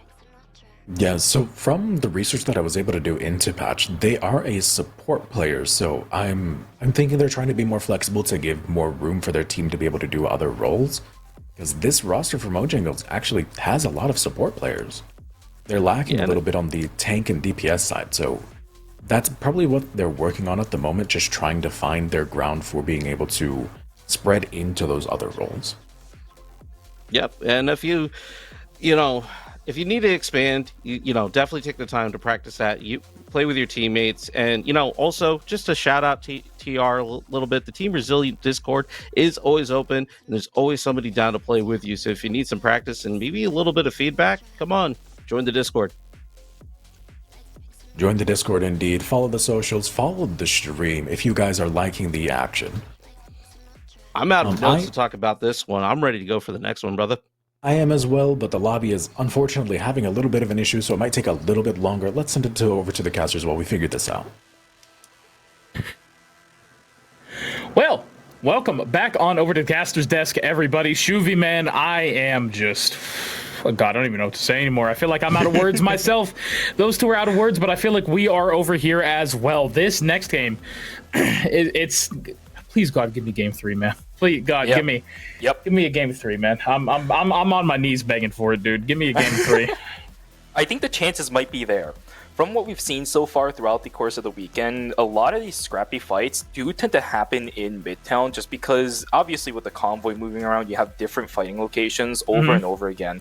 And we've seen, as the analysts have talked about, City Ocean, I think it was, right? I'm thinking Ocean City for some reason. Yeah, City Ocean on the Iron Fist was able to get access over onto Gibby quite a lot. And, you know, with this Iron Fist, of course, inside of the Royal Palace, you have a lot of leeway in terms of getting access to some of these backliners just because the map itself is so much more...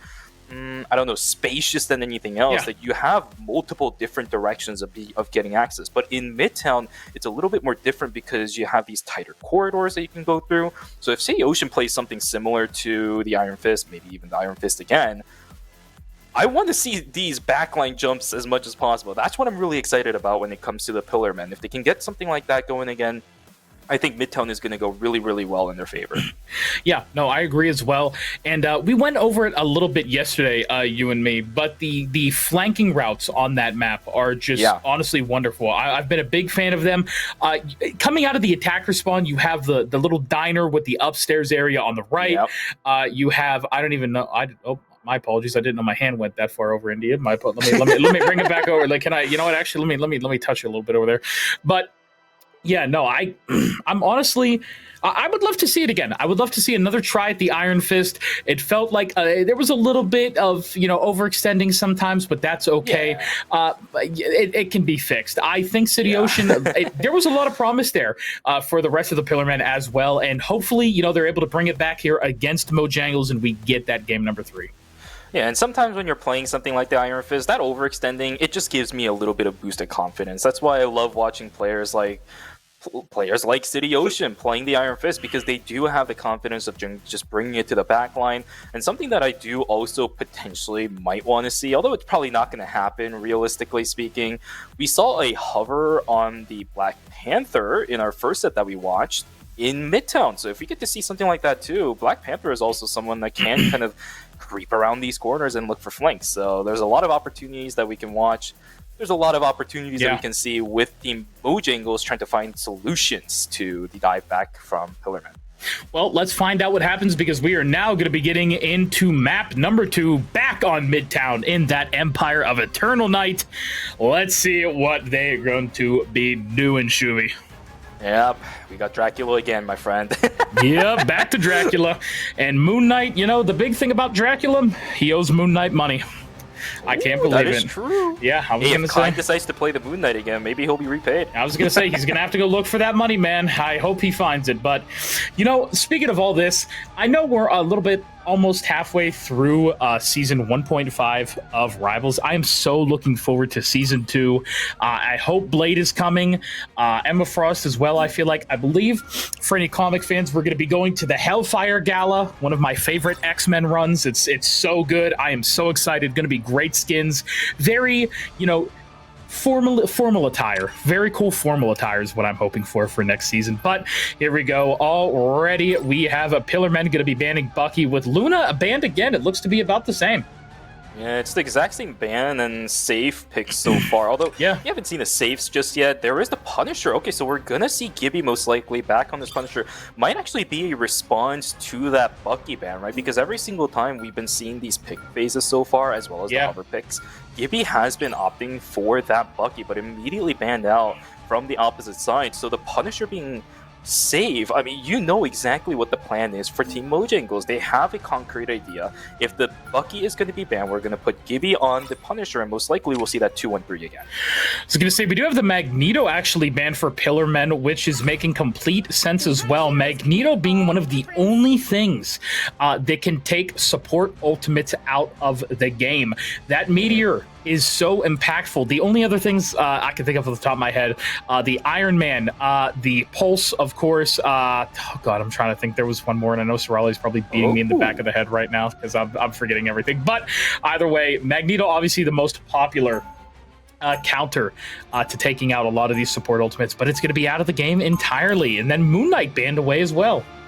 Yeah, this is actually a little bit of an interesting swap around, by the way, for Team MoJangles as well. Instead of the 2-1-3 they were running earlier, it's going to be the 1-2-3 with just a Doctor Strange as a solo Vanguard up in the front line. We will see the Star-Lord coming out as well as the Punisher.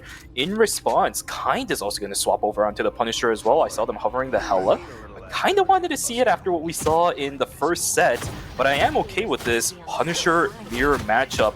Let's see who the better Punisher is going to be inside of Midtown. Oh, you know, I was actually going to say it was Moon Knight before that can handle a lot of those ultimates. It just reminded me. But Moon Knight's banned as well. No Magneto, no Moon Knight. A lot of these support ults are just going to be going through unless we get to see... I want to see Hulk Strange again. I miss Hulk Strange. I want to see it so much. I miss my Hulk Strange Iron Man. I know it's not the best anymore, but I still miss it. It was so fun to watch. Oh my goodness, but here we go, everybody. Pillarmen are going to be on the attack right now. Let's see how they're all going to be defending this on the side of MoJangles.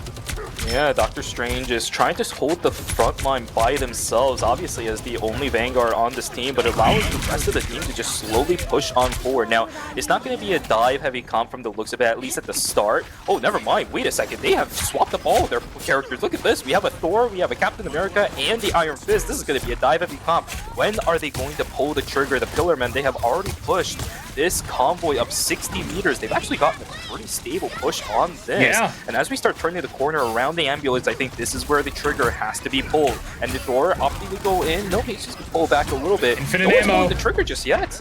Yeah, and look at that. They're forced to all take cover.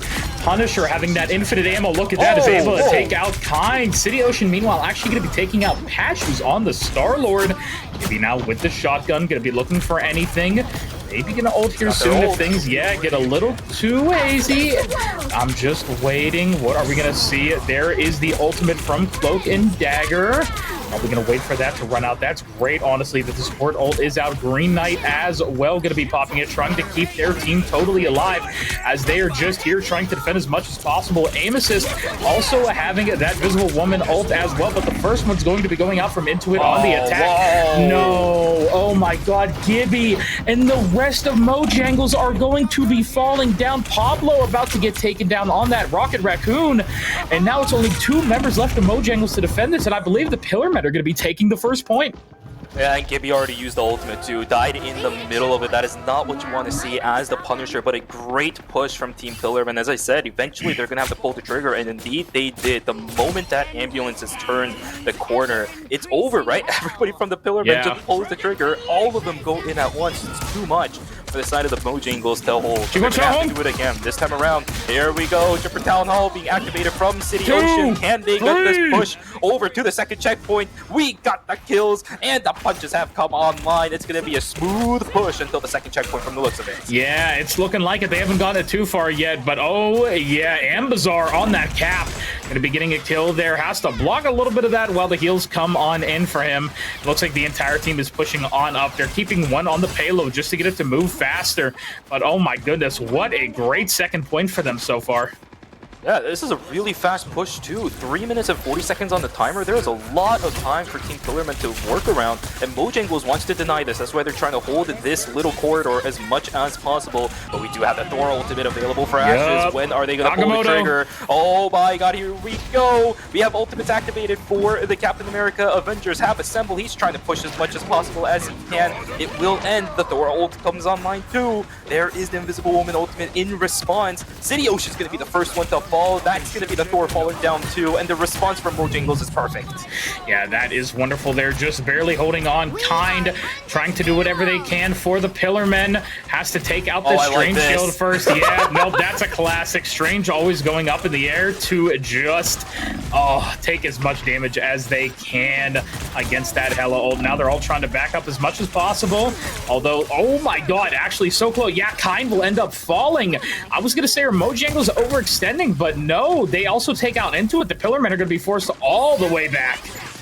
Look at the ultimates available for Team MoJangles. They didn't even really invest that much to push the members of Pillarmen far back. It's going to be a full reset for this team, pushed all the way back to that first checkpoint mark. It's going to take quite a while for the Pillarmen to come back. Patchana. That's what I like to see. Just waiting. No one's checking the flank. And here we go. The jump in is going to be there. The ultimate is so huge. But where's the rest of Team MoJangles? There's no one to respond in kind. And it's going to be Patchana just regrouping back. That would have been so big. Where's the communication? And that's exactly what I wanted to see from Ashes last time, that they were playing Venom, and this is what I love to see. Great Venom plays.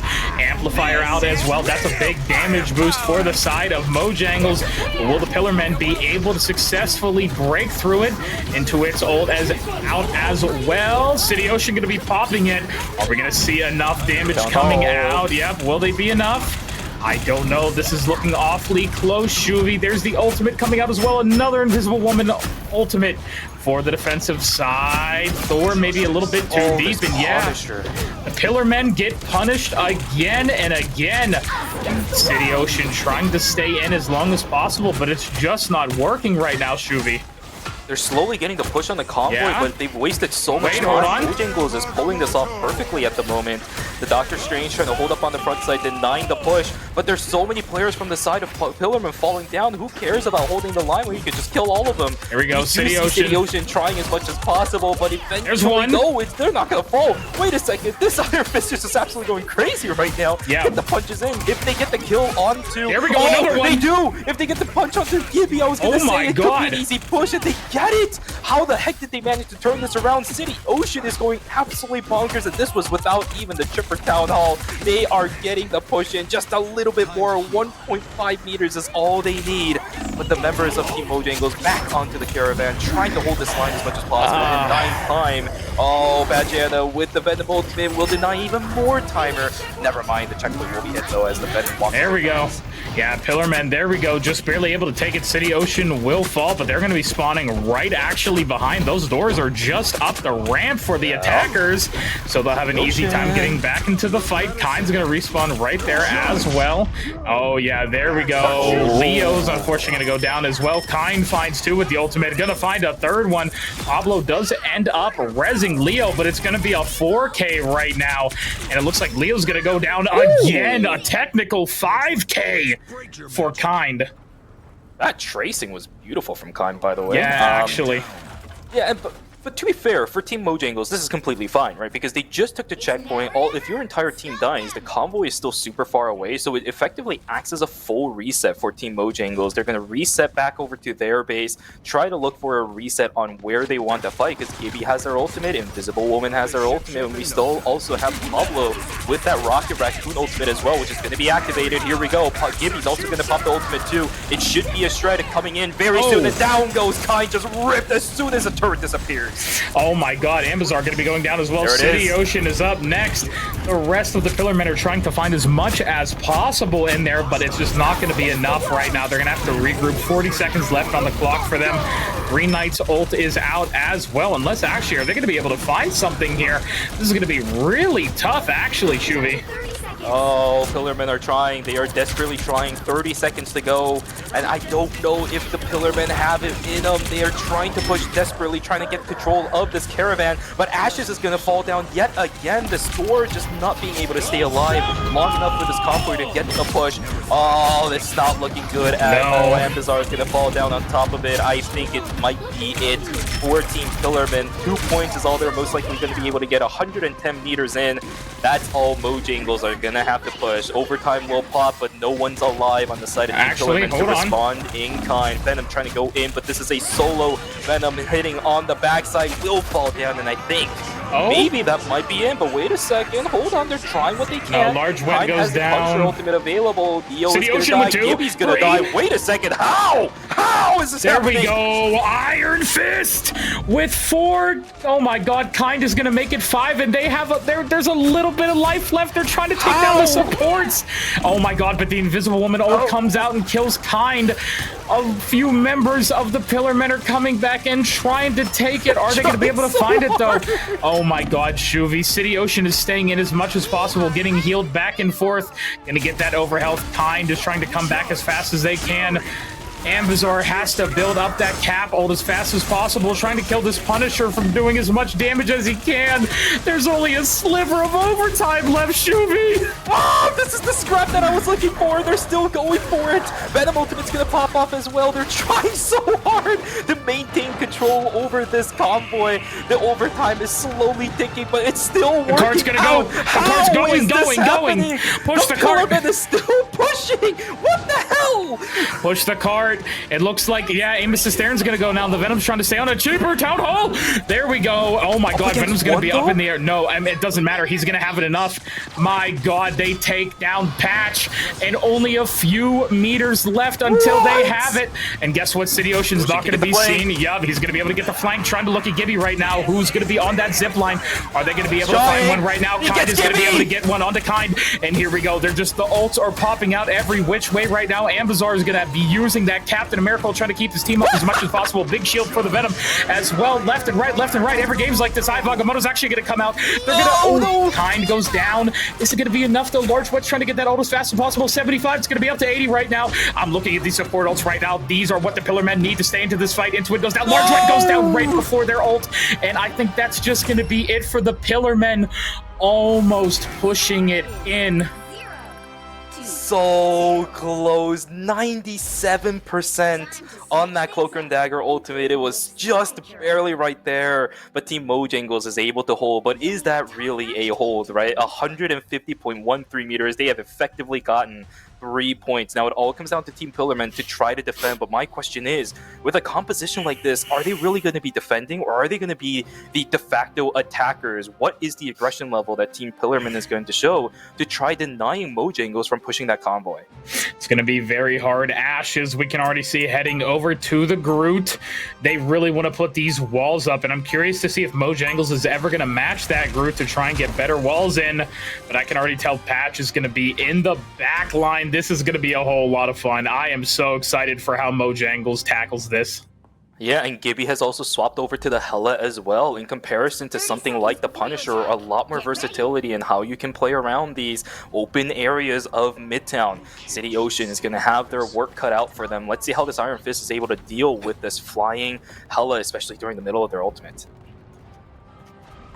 Oh my god. Shuvi, this has just been a wild day for these games, huh?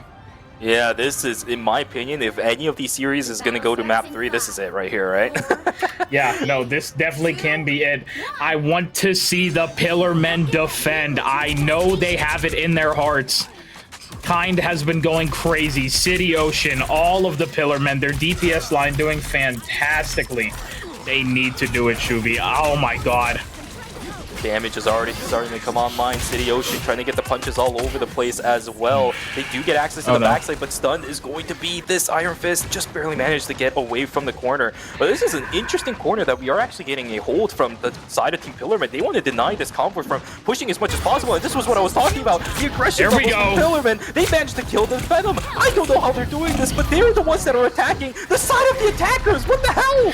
City Ocean able to find Green Knight as well, but unfortunately will be falling down to Gibby. Ash is going to take out Leo in the meantime, though. No Doctor Strange for a moment. That's a bunch of MoJangles frontline, and almost 60 seconds are down. 3 minutes left. MoJangles needs to push it, but Herbie's backing it on up right there. Yeah, who's the real attacker now? My goodness, Pillarman, round 1 has been complete. They've pushed away 1 wave of the attackers, and those kind of walls is exactly what I was looking for from this Groot. That's what I meant. These walls are so good at sectioning off these entire caravan pushes. Aaron is going to fall down on top of it. I do not know how Pillarmen are doing this right now, man. 86% for the Iron Fist. We could see the Chipper Town Hall in just a moment. There it is, 100%. So many ultimates available for the Pillarmen too. Punisher ultimate activated. No. Trying to get the damage in, but no, it's the Hella instead to counter kill. And we might finally see the MoJangles push past that 36-meter mark. Yeah, it looks like they're going to be able to. A bunch of the Pillarmen are falling down into it. Falls at the last second when their ult goes out. Oh, and City Ocean uses their ult. No, Iron Fist. Oh, at least they're about to have the Captain America ult to be able to counter that. Or, I'm sorry, not counter that, but have it for the next fight. That is so unfortunate for City. But they've wasted so much time of Team MoJangles on the first checkpoint fix. This is such good management for Team Pillarman. Remember earlier in the first round, we actually saw Pillarman pushing all the way through the first checkpoint really, really quickly. So I love the way that Team Pillarman are playing right now. As I said, they are playing at what their strengths are, trying to push. Instead of being the defenders, they are the attackers instead, the de facto pushing force that they're looking to grab. Largewood unfortunately falling down first though. Oh, City Ocean following immediately suit. This might go straight into the first checkpoint already. This is going to be tough. They have 2 tank ults. Ambazar can really hold the point with this if they decide to use it, but it doesn't look like they're going to, surprisingly enough. I feel like they're going to be able to stall enough time with that. The Hawkeyes, unfortunately, going to be falling down to Ambazar, but here we go. The second point begins a little over 3.5 minutes. MoJangles, how are we going to do this? Yep, they had the bodies to just straight up push the checkpoint. So first checkpoint is going to be met pushing to the second one. It's going to be a full set of resets coming from Team Pillarman. They're going to try it again though, right? It's not going to change just because we hit the first checkpoint. They're going to be the de facto attackers again. Where are they going to pull the triggers though is the question. You can already see those red outlines looking for some of these flank angles. When are they going to go? I'm curious about this Hawkeye as well. City Ocean a little deep right now, and it's just going to go down to Aaron. That is so unfortunate. Groot maybe going to be looking for anything here after that cap ult. Are they going to need it is the question. Large Wet actually going to be finding one on that Cloak and Dagger. Time going to be in the back, trying to do as much as possible. Aim assist Aaron, speaking up, trying to do as much on this Hawkeye as they can. Both Invisible Womans will be ulting together. Oh my goodness, Shuvi. This is going to be crazy. Less than 3 minutes. MoJangles Groot ult comes out as well from Ash, and they're able to find 3. Make it 4, make it 5, baby. The Pillarmen force MoJangles back, and that's an ace for the Pillarmen. Filthy, Vix. Filthy, I tell you. What the hell, man? This is the kind of combinations I wanted to see from the Pillarmen, and they managed to pull it off beautifully and buys them even more time. We're starting to trickle down right below the 2-minute and 20-second mark. It has to be a full reset for Team MoJangles as they got completely aced, and they lose so much control over the convoy that they're going to have to start clearing everything once again. Slowly trying to get the push in is going to be Team Pillarmen. They want to hold this line. They do not want to let it go down the ramp. No, and look, they get 4, they get 5. They're looking for Gibby. It's gonna be another team ace. How do they do it? I mean, Gibby's gonna fall down. There we go. How are they doing this? Genuinely, it is amazing. With a composition like this, dude, they know what their composition wants to do, and they're executing it beautifully. I'm just glad I kind of seem like I know what I'm talking about from the looks of it. Yeah, no, this is just insane, though. Now we have Wolverine coming in for aim assist, and we have Groot as well for patch. Looking to switch it up a little to get this point on in. That cart needs to get in. City Ocean going to be charging that health up right now, channeling his inner chi, as only melees would say. Now he's on in there. Pablo going to be going down already. The City Ocean going to be getting these punches in. So much health. Might end up falling here. Just a little bit of healing needed, and Ambazar is able to pick up 2. Kind is able to pick up 1 as well. Almost another team ace. 60 seconds, MoJangles. I'm wiggling my finger. Only 60 seconds left. Map 3 might be happening, Vix. Map 3 might be happening, my friend. It's almost coming in. It's almost happening. This second checkpoint right here, there's so many off angles that Team MoJangles have to check for, and they're losing it constantly. City Ocean getting picks one after another. How are these supports, these strategists, just getting picked off over and over again? Round 3 between these two teams on the second checkpoint. Who is going to come out on top? If the Pillarmen win this, there is no chance for MoJangles to come back. This is the last blitz, the Hail Mary that this team is looking for. But again, the Pillarmen just rips the members of MoJangles to shreds. We are getting a map 3 mix. Oh my dear lord. Unless something massive happens here, it's just over for MoJangles. We're finally going to go to a game number 3, trying to wall off this flank right here. 6, 5, 4, 3, 2, 1. Game 3! No! Map 3 is happening! Let's go! Team Pillarmen will hold it in line. 1.97 meters, not even close, baby. Let's go, Mix. We are here for the long haul. We're going to Wakanda, Shuvi. We're going, baby. Get your passport. We're going to the intergalactic empire of Wakanda, to the Hall of Jalia. Yes, sir. We're finally going to see map buffs coming online. I'm going to be so happy about this one, my friend. Oh, I cannot wait. Ooh.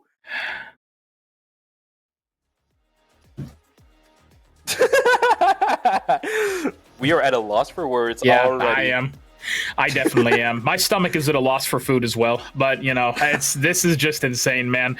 Game number 3 is not, it's, you know, it's great for the mental, bad for the stomach, but that's okay because I am so looking forward to this game number 3. We're finally getting it. Does anybody have a car appointment in the morning? I hope not, because I want to see game number 3, man.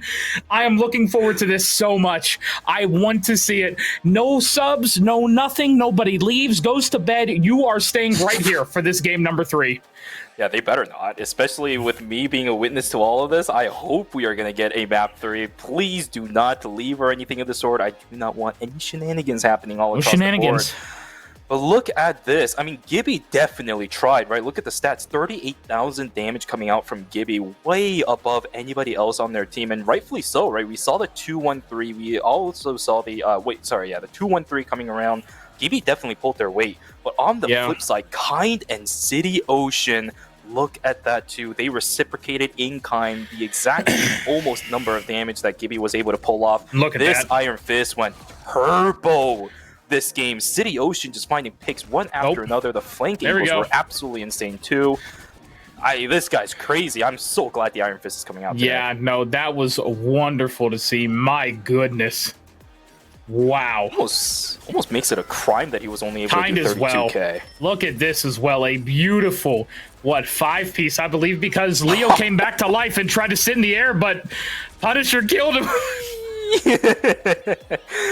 I love it, man. It seems like a whole new roster for both of these two teams, man. I mean, MoJangles tried so hard, right? It was really good at the first checkpoint. I'm surprised they were able to get it past the ambulance when, again, as I mentioned, Team Pillarmen, they were the ones that were de facto attacking. It almost felt like, but MoJangles pushing through. I still like the way that the entire game went. I think MoJangles in the third map are still going to have a fighting chance up against the Pillarmen. It all comes down to, can you defend that anchor of Gibby?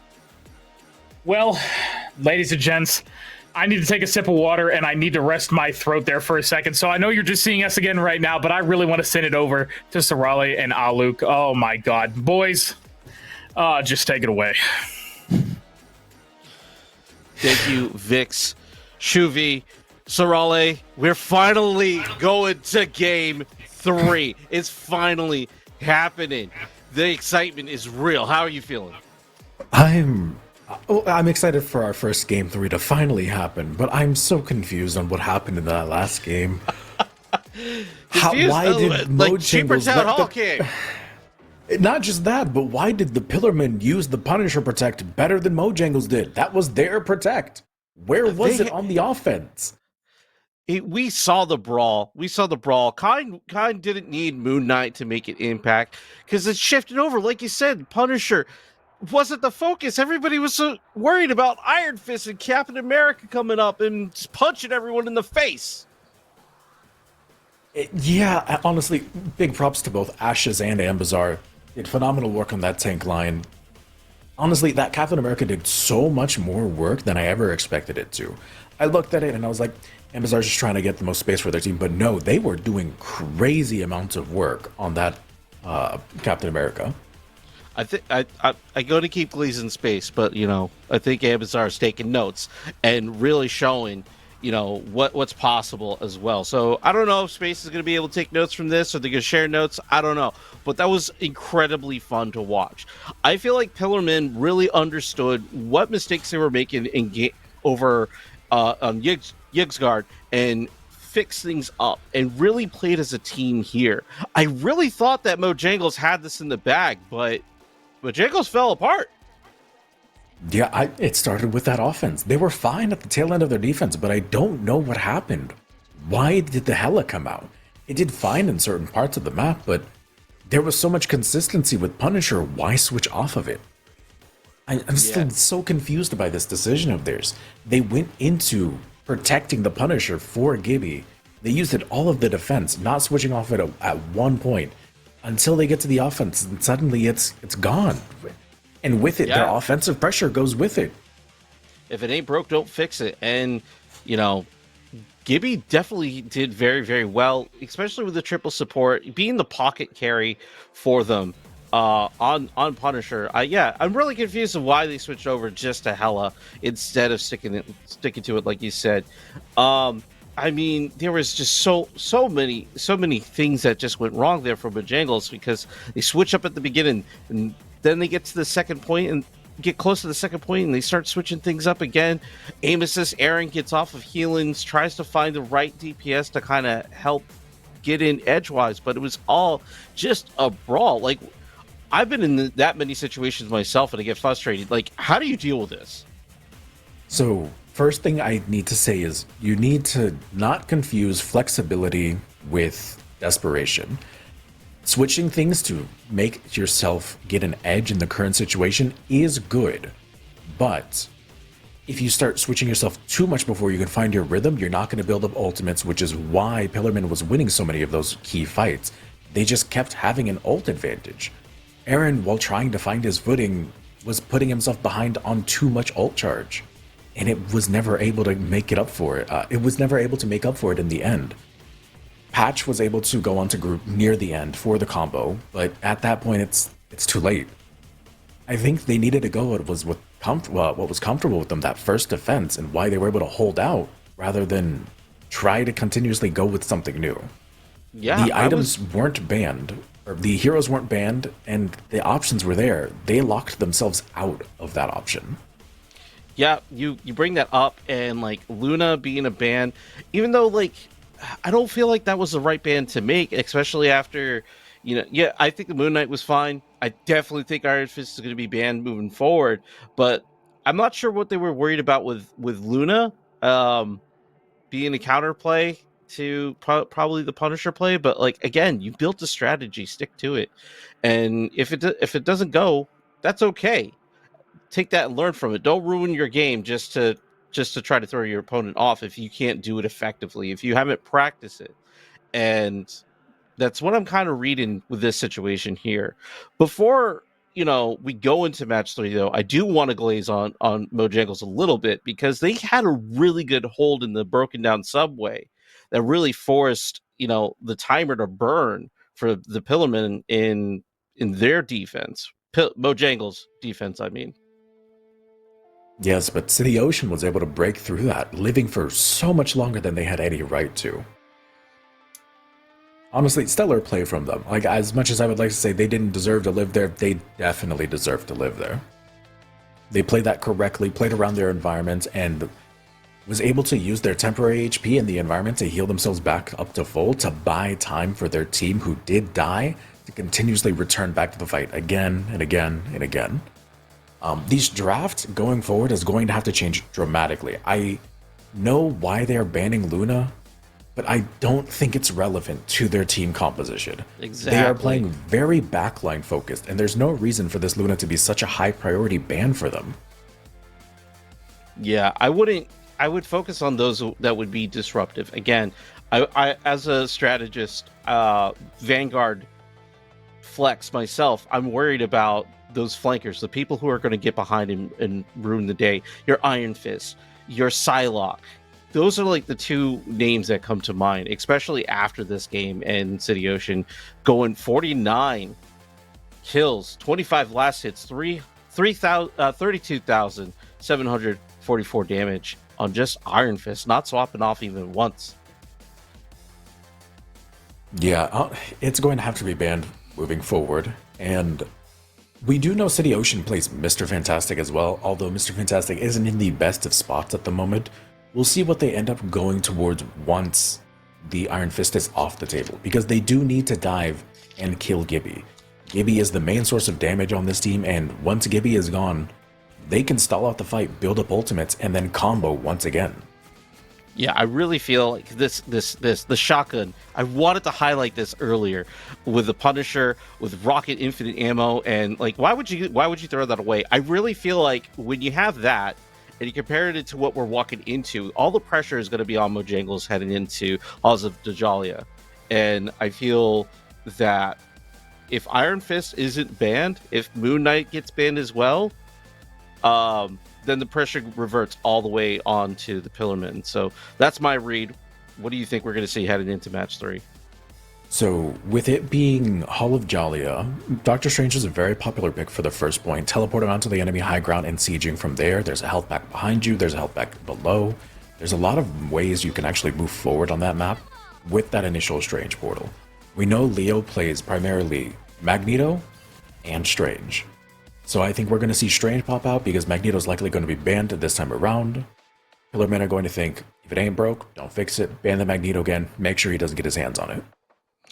I got no more notes to send. No more set. Yeah, I can't even talk. I'm burnt out, man. I'm ready for this game 3. There's one last thing I think that Pillarmen should do. I think they actually should adjust their draft a little bit.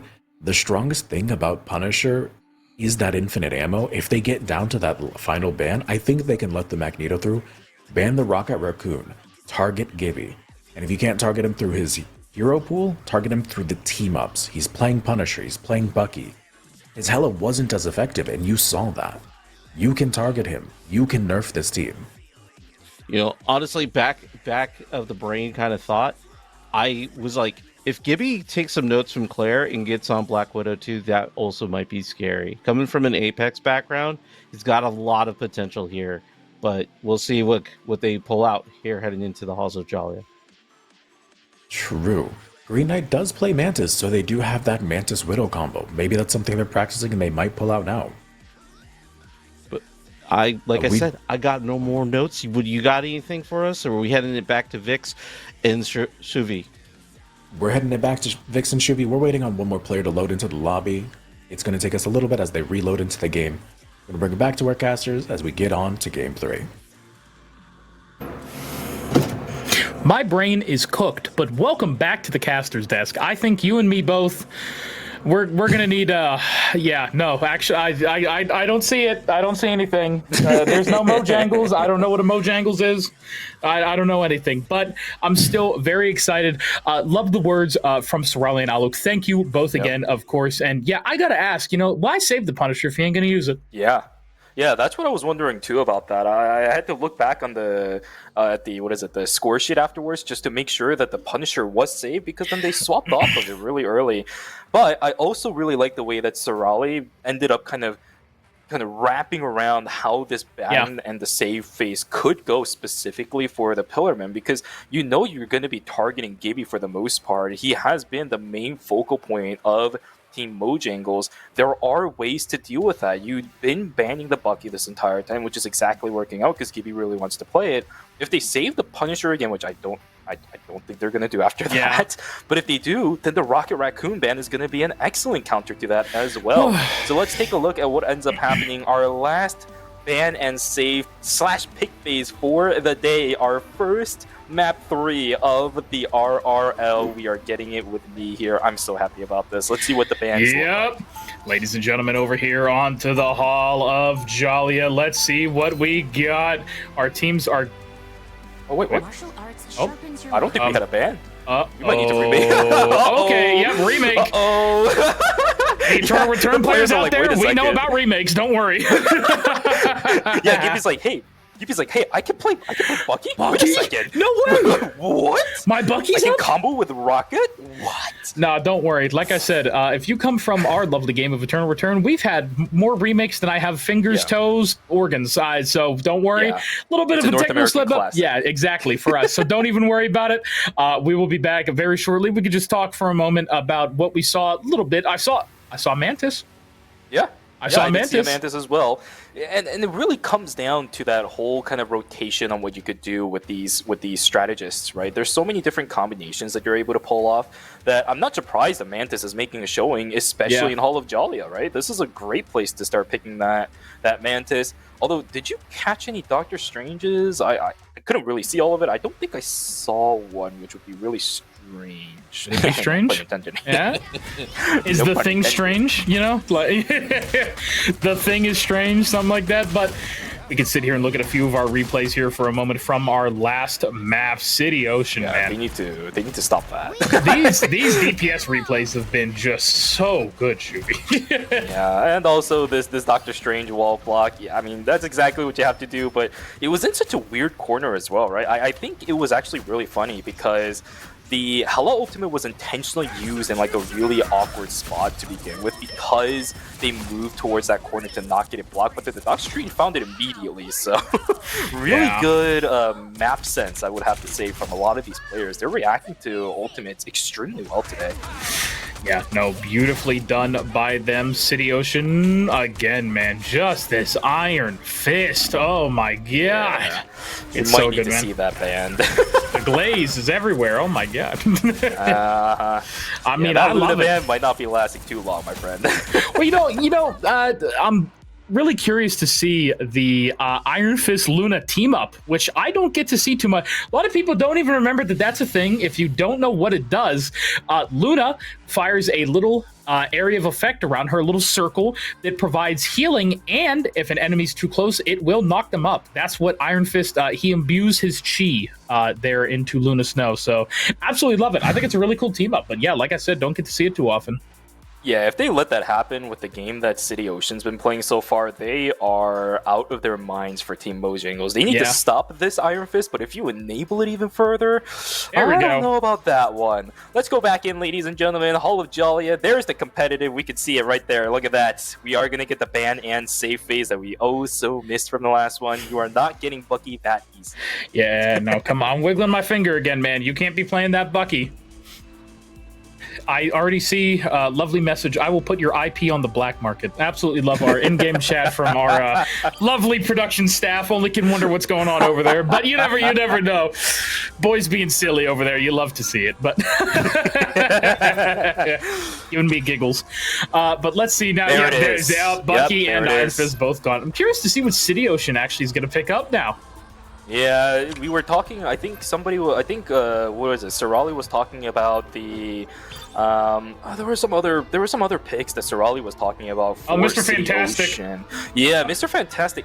Although in Jalia, maybe, I don't know. You know what? City Ocean can play whatever the heck he wants. After the performance in the first two maps we saw so far, I'm okay with anything he plays at this point. As long as you just give me a good punching time, I'm all good and dandy for whatever he plays. We do have a Cloak and Dagger save as well again. Magneto being saved this time instead of banned out of the game. A Punisher ban. Yeah, Punisher banned away for Gibby. Gibby doesn't get to play anything at all today with Moon Knight banned as well again.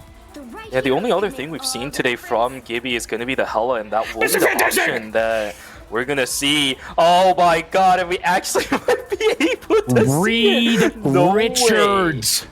Pick all of them. Give me the whole Fantastic Four. Actually, don't give me Human Torch. Don't pick that. But anyways. This is the moment that I really admire the Giga Brain that Serali has, man. This guy reads players like a book. It's actually incredible. Oh, Hold on. maybe not I red see enough. 3. No, hold on. I would literally kill to see a Storm and Human Torch together. I would love to see that team up so badly. I don't think it's happening, but I'd still love to see it. But, oh, here we go, Shuvi. We're gonna have a fun time with this. MoJangles gonna be on the defense for this, with our lovely boys over on the Pillar Men on the attack this time. Let's see how they try and conquer the first point to capture that heart. Indeed. City Ocean has swapped over to the Penny Parker this time around, maybe at least for the first point, right? Try to get the control over the certain location. The traps and the mines are going to be pretty good for that to actually happen, but we'll swap back over onto the thing instead. So it's going to be a 2-1-3. No, it's going to be a 3. What the heck? They're swapping around everything. 2... Is this? Please tell me, are they? Okay, now are they going up or are they going to break the wall? Because either way, I would love to. Okay, he's just going to go. Actually, Kind already going to find an early pick on the Anna like it's nothing. Hold on a second. That's wonderful to see for them. And now they're going to be just. Oh my God, they're actually going to be going crazy on the point. What in the name of God? They're pumping out. So, okay, that's just up. That's the point. Okay, ladies and gentlemen, that was the first point. Okay. I thought this was supposed to be a lot harder. What happened? Yeah, wait, hold on a second. MoJangles, unfortunately, on the defense, they're not going to be able to hold it. And now, let's see how the Pillar Men are going to attack this. Okay, that's... All right. That was a fast one. Yeah, this is one of the fastest point takes I've ever taken in Hollow Jolly. That's absolutely mind-boggling, but this does allow, of course, for the Pillar Men to have even more time to work with. 5.5 minutes to go before they are going to run out of time, but at least from the first capture point, it's going to look pretty easy for these guys. Slowly pushing in, Venom up at the front side alongside the triple Vanguard, as we were talking about. Green Knight can't hold on to it, will get taken down immediately. Patch and also falling down soon. There is just no support for some of these players that are left. And Kind is just completely untouched on these vantage points. Yeah, no, that is absolute insanity right now. Putting out those left clicks so well, not even having an ult yet. Just doing too much damage, no poke or anything. City Ocean going to be on the right-hand side. This guy's thing. He's thinging it. Not just jaking it, he's thinging it. I don't even know what else to say. My God, man, he's going crazy with it. Yeah, there is no way to stop this from the looks of it. I don't know what the heck MoJangles can do to deny this right now, but the way that Team Pillarmen are playing at the moment is absolutely incredible. Ultimates are going to start filing for everybody. MoJangles are coming up with some kind of answers. This is really all over the place. Can they finally finish off some of the remaining members? I don't know. Are the Pillarmen going to be able to come back in time? Because holy Lord, only 3 people are up fighting on this card. There's no way they were going to get that card. 0.29 meters. Oh my God, MoJangles almost just sold so hard. But they do take out City Ocean. That is going to be not the best for the Pillar. Oh my God, the fact that, dude, I had a heart attack. The fact they almost got that. Oh God, Kind is going to be dying as well. Everybody, let's back it up a little bit. You guys have 4 minutes left. Let's chill. Let's vibe a little. Oh, here we go. So much time on your hands for Team Here Pillar, we go. man. They don't even, they're not aware. They're not knowers. Shuvi, they're not knowers. They're all turned around. They have no idea right now that this is even possible. They should have some kind of all going from the right. Happen. Wait, are they all coming down? Oh, we need to get back on up there. Now they know. Okay, well, here we go. Venom! Go. My Venom! Any something like that. But anyways, now I believe he's about to go down just in a second. And actually, wait a second. When did Wanda come out? But it doesn't matter. Okay, Kind is going to be able to get a few kills there. Holy Lord. Well, it looks to be the Pillarmen are going to be able to get that second point for themselves, Shuvi. From the looks of it, that 1 meter is going to turn to 0 in a quick moment unless they... Yeah, there we go. Okay. 0 has been met. First checkpoint has been obtained for the Pillarmen. Made it look really easy with that turnaround. Surprised that they let the flank be found out. I think City Ocean just kind of went a little bit too far forward, right? Because the Venom was completely unfound until that happened. But here we go. Second checkpoint is going to be attempted from the Pillarmen. They have a lot of time to work with. 4 minutes and 10 seconds. I definitely think they can do it. The damage output so far is absolutely insane. There's multiple members of MoJangles falling down extremely early into this checkpoint. I have to give props to Kind again. They're tracking. Oh my God. It's just so wonderful to see the hit scan hella. The genius right here. Are they fucking Star-Lord or what? They got No, got yeah, aim no, assist at literally this right. point. Oh, man, never mind. Okay, well, cast a cursed again. God damn it. Well, whatever. Part of the job. Yeah, part of the job description at this point, my man. Well, here we go. Ash is going to be trying to get in on the back here onto anything. They do take down Gibby actually pretty early. He's been a little bit quiet in terms of, oh my god, that was a... I almost said a bad word. That was a massive thing, Ultimate. Holy Lord. Jesus Lordy, my God. Beautiful plays from City Ocean. The cheaper thing, I don't even know what to call it at this point. My God, that was just gorgeous, Shuvi. Yeah, I don't know how City Ocean is just managing to not keep himself motion sick from this entire time. Every single time we flip over onto the thing and watch City Ocean's perspective, it was the same case when he was playing Iron Fist. I am getting motion sickness myself, but this guy is controlling it. He is using it to his advantage, and we are slowly but surely entering the final room of this map, specifically for the Pillarmen. MoJangles have to defend here. They need to hold this and not let the Pillarmen push into that final point. Oh my god, and a massive ult there from Aaron. Is the Pillarmen going to be allowed to keep pushing this, though? Leo now going to be on that Magneto. Lucky enough, though, Gibby's actually already down. A massive ult from Ashes. Two people, and yeah, this is just going to be a free point for the Pillarmen, it looks like. We do have Wanda there, but they're going to fall down. 3 people on the cart. That just means the Pillarmen with 2 minutes are able to push it all the way in, returning Bast to its place. Already from the ban and save phase, we are seeing Team Pillarmen take it away from the victory. Gibby's Hela has been neutered, completely cut down to pieces. The effectiveness of this Hela, compared to what we saw in the last set, is just not there from Gibby, but he has no other options, right? The only thing we've seen so far from Gibby, outside of the hover of the Bucky, as well as the pick of the Punisher, has been this Hela. And if Hela can't do the damage and stay alive, then I mean, they're playing that single damage dealer. They're going back to that 3-1-2 again, maybe. I don't know about this one, man. The Pillarmen might have it already for the ban and save phase, as mentioned earlier. Yeah, no, it's absolutely disgusting, Shuvi. Oh my god. Now, the big part. Apologies, I coughed there for a moment. What I really like about the Pillarmen doing, Kind has been getting so many kills. So what do? They end up picking that Loki up. Now, if Loki gets picked somehow, if you guys are unaware, Hela, if she gets a kill, will be able to revive that Loki where he died. That is going to be so nasty if they can use it properly. And they have been able to, right? The biggest problem with running the 3-1-2 composition, especially for the side of MoJangles, is that they haven't been able to pay attention to the backline at all.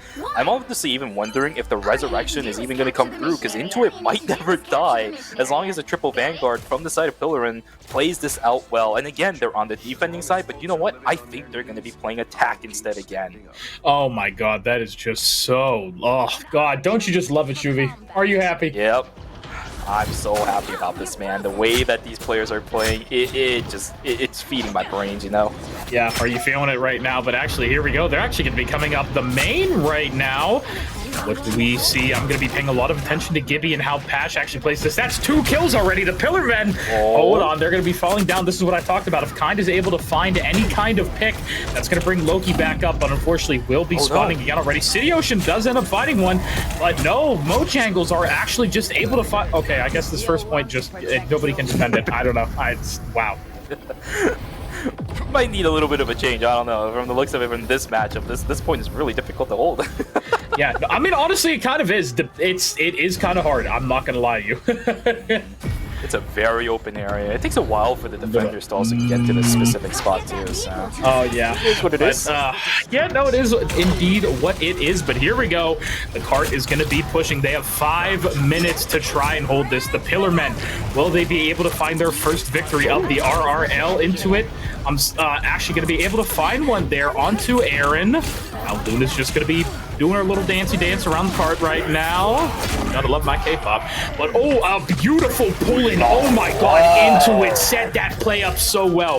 If you guys could just barely see it, Intuit pulled multiple members of MoJangles back. That was gorgeous. Absolutely. absolutely filthy. Okay, well, that is once again a victory for Pillarmen inside of this round. They are just continuously pushing the members of MoJangles back, and they are not gonna let them walk forward at all. Look at where the point is. Boss is just not moving at all, man. These guys do not want to let this happen. The damage is gonna come through once again too. Ultimate stacked up and ready to go for the Pillarmen. Corpus Dagger is gonna activate that first. The Aaron is gonna fall down yet again. This teammate is just not being able to assist at all in these fights. The moment the ultimates go down, Venom's still sitting on the front side. Patch Anna trying to reciprocate what Ashes has been able to do, but Pablo is going to fall down again too. And it seems like yet again, Pillarmen are going to be able to brute force the MoJangles back. Yeah, Pillarmen are wasting so much of MoJangles' time here. It's barely been able to leave where it spawned from. Already less than 4 minutes now. They were sitting at 5 minutes. This is going to be such an uphill battle. I mean, quite literally, there's a hill for MoJangles. Pillarmen, they're just going crazy right now with it. This looks like a whole different team from before. They're just so good at isolating these Vanguards. I don't know how they do it, but the Vanguards typically are the ones that are just being pushed back immediately the moment they try to do anything, and it allows them to actually find an angle onto aim assist often, right? The store is constantly dying before the main fight begins, and that cannot be happening for Team MoJangles. This time around, though, Gibby's gonna fall down first. I don't know how the heck that happened, and now they just have no damage. Trying to stay alive is all they can do, but this boss just refuses to move. Team Pillarmen are pulling it off so well. Yeah, my God, beautiful plays by them, just left and right. Pablo with the dance again. That Luna Snow, is it going to be enough to save them though, Shuvi? Gibby does end up picking up one. Will it be enough? Kind though with the ultimate, trying to find anything. City Ocean able to find a kill on the Green Knight. Another one is picked up. It's a 2-for-1 special. City Ocean just being able to trade 2 lives for 1. I don't know how that happened, but it's going to buy even more time now for the Pillarmen. 2 minutes and 40 seconds to go until that checkpoint is hit, and it's not even halfway to the first checkpoint. Look at how well Pillarmen are denying all of this, but Ambizar is dead at the moment. It's going to buy a little bit more time for MoJangles to maybe get control over this area. Invisible Woman ultimate is down to MoJangles. They desperately want to push boss as much as possible right now. Going to be very hard for them indeed. And now they're just, oh wait, a great ult there actually from Gibby, trying to pick off members of the Pillarmen. Cap trying to run in now, unfortunately get off the back. Oh God, nice kill there onto into it. The Invisible Woman goes down. Cap trying to get anything, walking up the City Ocean, and the yeah. This is going to be hard. A lot of Thunder is ready. Aim assist and Lifeless. I'm sorry, Leo and Aaron, I should say. My goodness. Both able to find one. City's a little deep right now. That's going to be a great push here for MoJangles. 1:45 left on the board for them. Will the Pillarmen be able to keep that stalwart defense they had up before? They had to, and you know what? With boss so far away, I think if MoJangles end up losing the next fight, that honestly might be it. It's going to take way too much time to recover. If they want any resemblance of a second chance, they're going to have to fight right now, and then immediately they go. The combinations are absolutely incredible. Patch Anna with an amazing Venom ultimate is going to set up for the rest of their team. They will be able to get the push, and the first checkpoint is hit. Yeah, beautiful job from them. They're going to have less time than the Pillarmen to be able to attack if they're able to get this all the way, but still, what a great defense from the Pillarmen. They wasted so much of MoJangles' time there. Yeah, it's so good, and this is the problem now for MoJangles. We know these tight corridors, these hallways are going to be so difficult for this team to push. Although, I will say, the Pillarmen actually swapped out their Venom in place of the Thor, so let's see how this goes. There's not going to be any surprise attacks coming in from these high walls that are going to be around, but instead Pachyana is the one that's going to try to do that in exchange. Cloak and Dagger ultimate activated for the Pillarmen. They're trying desperately to push back. The members of MoJangles do not want them to push any further than where they are right now, but of course MoJangles trying to push in exchange. Magneto ultimate activated, same thing for the Luna ultimate too. And nobody is dying though, that is the biggest problem. Hella ultimate activated from Kind, and the snipe downs are coming. 2 members down, 3 members down, and one by one the members of MoJangles are going to fall. Pachyana the last one alive right near Boston. They're gonna most likely not have the push, at least for the time being. First wave held successfully by the Pillarmen. Beautiful. 90 seconds now on the clock, Shuvi. Are they going to be able to hold it, or will MoJangles climb up up that hill and overcome their adversity. I'm going to be looking so hard at this. Not a lot of ults left on the side of Pillarman, just that Captain America to dodge out. Aim assist, Aaron is going to be going up in the air. Not going to be able to find anything just yet. Gibby as well will be going up. Are they going to be able to find anything? Patch with 1 kill on the Kind so far. Is anything else going to be happening? That's a lot of ults used for MoJangles. That's going to be 3 ults used. And there we go. Ambazar with that ult as well came out, being able to save a lot of members of the Pillarmen. Less than 60 seconds left. This is the Hail Mary for Team MoJangles. Pachana is able to pick off one, but it changes their life for him. Pillarmen are trying to hold. It's a 2-for-2 trade so far. It's going to take quite a while for the Pillarmen to try coming back from this, but the members of MoJangles are going to slowly fall to pieces, shredded apart. But Aaron, he is trying so hard to hold this line. He's landing those hammers. Oh, that shield! He was at 10 health! He is trying so hard, but he's stuck! He's stuck! He can't move! They're having a Thor-off! They're having a Thor-off on the cart! What is happening? Oh my god, I can't believe I'm seeing it! They switched over to Thor! Oh my god, Ashes went over to Thor. They currently have a triple tank on the Pillarmen. They're trying to build their ults up once again. Pablo with that Luna Snow ult trying to keep his whole team alive. It's in overtime. Shuvi, oh my god, MoJangles has to push it. They have so many more ults right now. Disappear is out. Both of the Invisible Woman's ultimates. Yes, both teams are getting up. I hear Fear. Magneto's going to be up in the air right now. They're trying to put out as much damage as possible. Leo's going to be able to find one onto Kind. Another one's going to be out onto Intuit Green. They're going to be able to find 3. Ashes finds 2, though. Oh my god, it's only 4 members left of MoJangles. Pillar has 3. Ambazar has the ultimate, trying to stall as long as he can on the point patch. Are we going to be able to find anything? You can find something, hopefully. There's the ultimate. Aaron's going to be walking into a wall, unfortunately, but that's going to be patched. Just keep on going. Oh my god, trying to hold on to the point. Only 70 health left, and oh no, this looks to be it. Shuvi just about OTs over the Pillarmen. Win their match. Hall of the Jalia is theirs. Congratulations to Pillarmen. They fought and they won. The victory is theirs. They have gotten their point of the tournament. Congratulations to this team. What an amazing composition change-up we saw from the first 2 maps, just for them to show domination yet again, not allowing that boss to push anywhere past the first hallway. Love to see it. City Ocean 47-7-7 on the thing. Are you kidding me? Yeah, the the highest damage. That is crazy. Oh my god, Shuvi, what a game 3 we finally got, huh? I am so happy that we were finally able to find one. Yeah, big claps. Oh my god.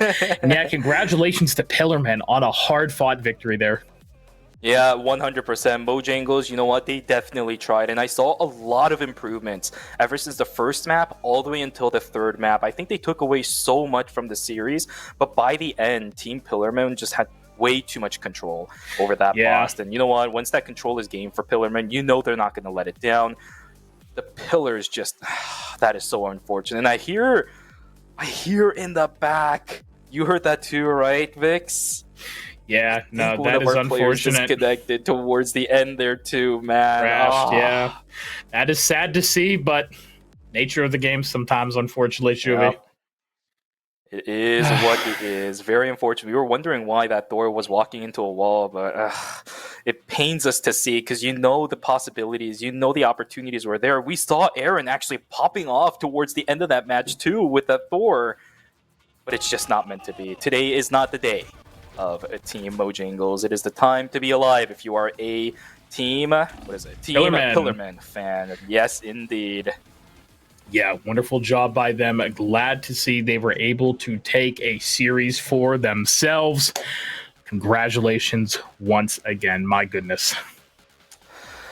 What a day we had so far today, Vix. Man, oh man. We finally got ourselves the 3rd map that we have been looking for all throughout weeks 1 and 2. The curse has been broken. But I still want to see more map 3s, right? Don't let this be the last one. Me too. Me too. Even if we got it, I want to see more map 3s. Well, Shuvi, for right now, I believe that's all we're going to have to say here on the caster's desk. We're going to be sending it over to our analysts. Raleigh, Aluk, take it away. Thank you so much, Vixen Shuvi. Also, I did call Mr. Fantastic and he ended up playing Thing, but as long as it has hands, it's in City Ocean's pocket apparently. I just God, I feel he was throwing those hands everywhere. I'm just so heartbroken for Aaron disconnected. But Look, yeah, you there seem was to be muted. Oh, I'm here. I promise. All right, what were you trying to say, my friend? I'm just so heartbroken for Aaron. The disconnect in the middle of the heat of battle, he was swinging that hammer for the win. I thought MoJangles was going to be able to pull it off, but it's just unfortunate. That's just the nature of esports sometimes, especially remote play when you're not at LAN. So hopefully we can get there. I would love to see Team Resilience up at a LAN for Marvel Rivals. Would love to see some of these players get to those kind of heights, but we have a league to get through first. And right now, Pillarmen are finishing the weekend with the first win in the Resilient Rivals League. And a very well-deserved one at that. City Ocean, by far my series MVP. Both the Iron Fist 100%. and the Thing did absolutely phenomenal work. There's multiple times where they were holding in whatever choke point they wanted just because City Ocean was like, I see the support there. I'm going to kill them. I'm going to charge in and they're not going to stop me. And he was right. Every single time he made that call, he was right.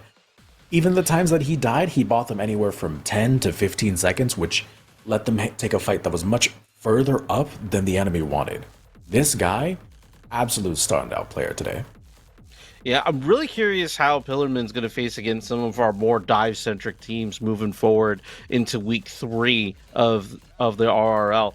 But, you know, MoJangles, they played their heart out. They were willing to go toe-to-toe against City Ocean on the Thing, Iron Fist, Ashes on Thor, Ambizar on Captain America. Like, we had a 3 Vanguard versus 3 Vanguard patch and on Venom, not Leo Lifeless, once again on Magneto, and Amos's Aaron on Thor. They were throwing hands. They definitely were. And the thing that kind of really strikes it as odd is, not even odd, but favorable for Pillarmen, is Kind. Kind on Hela was able to get a lot of value from that team up that Vix mentioned earlier. Thor was getting revived, and he was able to get them all that extra little bit of time that they were trying to get. On the other hand, though, Gibby wasn't able to get as much value from that Hela Thor team up. No, I feel like that Gibby needs to probably spend some more time. I'm not sure which game he's heavily grinding. I see his chops coming through, and he needs to expand his champion pool, in my opinion. Kind just kind of knew when and where to place Hela ults. Like, because the number one thing is that when you put yourself up in the air, yeah, you get a shield, but you are wide open. And Kind of seems to understand that a little bit more. So that experience on Hela definitely shown in this matchup. Yes, that and the angles that you're able to actually shoot your projectiles from. This match does show a big weakness in MoJangles. Yes, they do have Gibby, who is a phenomenal DPS when he's on Punisher and Bucky, but in this format, you can remove those. Yep. I do, like, just to double down on how much Gibby has to learn. I remember one point he had gone up with the Hela ult and shot a second unnecessary shot to make sure that a kill was finished. And I don't remember seeing Kind making the same mistake, because Kind seems to understand how big that AoE is. It is an AoE, that Hela ult. So hopefully, you know, over the next week, if Gibby's coming back in, he puts in the practice. But I believe I do want to also. Oh, go ahead. No, go ahead. Do it. Thank you. I appreciate. We are so excited. I want to point out into it though, like those pulls, the setups with Sue Storm. Those are some nasty plays to watch.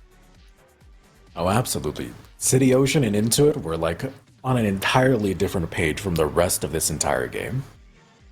There's multiple times where they were setting each other up for something phenomenal, and I was watching City Ocean for the most of that game, like just through his POV. There were so many things that he wasn't aware of that Intuit was just pushing people into him so that he could get those finishing kills.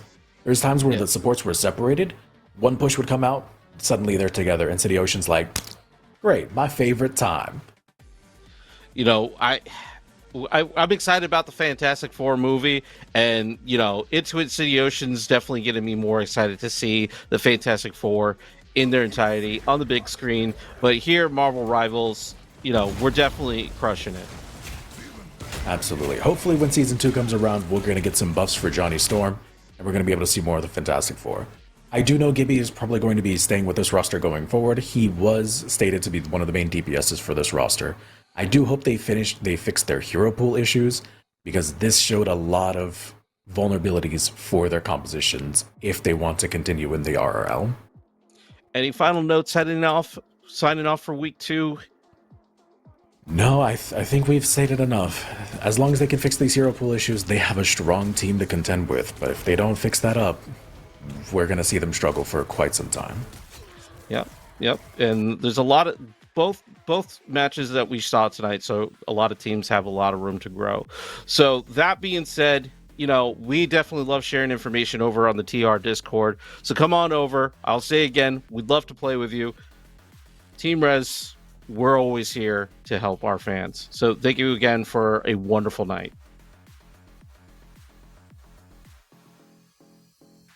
Well, welcome back, everybody, over here to the Caster's Desk, and a big thank you once again to everybody, the players, the production, analysts, whatever you are. I appreciate you all so much. Of course, Shuvi as well over here on my side. Thank you all so much for being here. Don't forget to follow the TR Twitch channel, all of our socials as well. Maybe even grab some from the shop. A lot of good gear on there. And also, a bunch of the RL people are going to be in the VCs in Discord after this is all done here in a minute. If you guys want to come hang out with the players, maybe meet some of us, whatever you're thinking, we would love to have you in there. And Shuvi, any final notes from you? No, not at all. I had a blast this weekend. Thank you so much for having me here, Vix, as well as the RRL staff. So much fun I had. Thank you so much for letting me have this opportunity. Hope to see more of you guys in the future as well. That's going to be fun. Yeah, no, definitely for sure. And once again, thank you to everybody out there in the audience as well for watching this evening. Until next week, Saturday, 7 p.m. EST as well. You can find all the information about next week's matchups in the Discord. But for right now, we'll be signing off and seeing you then. Night, everybody.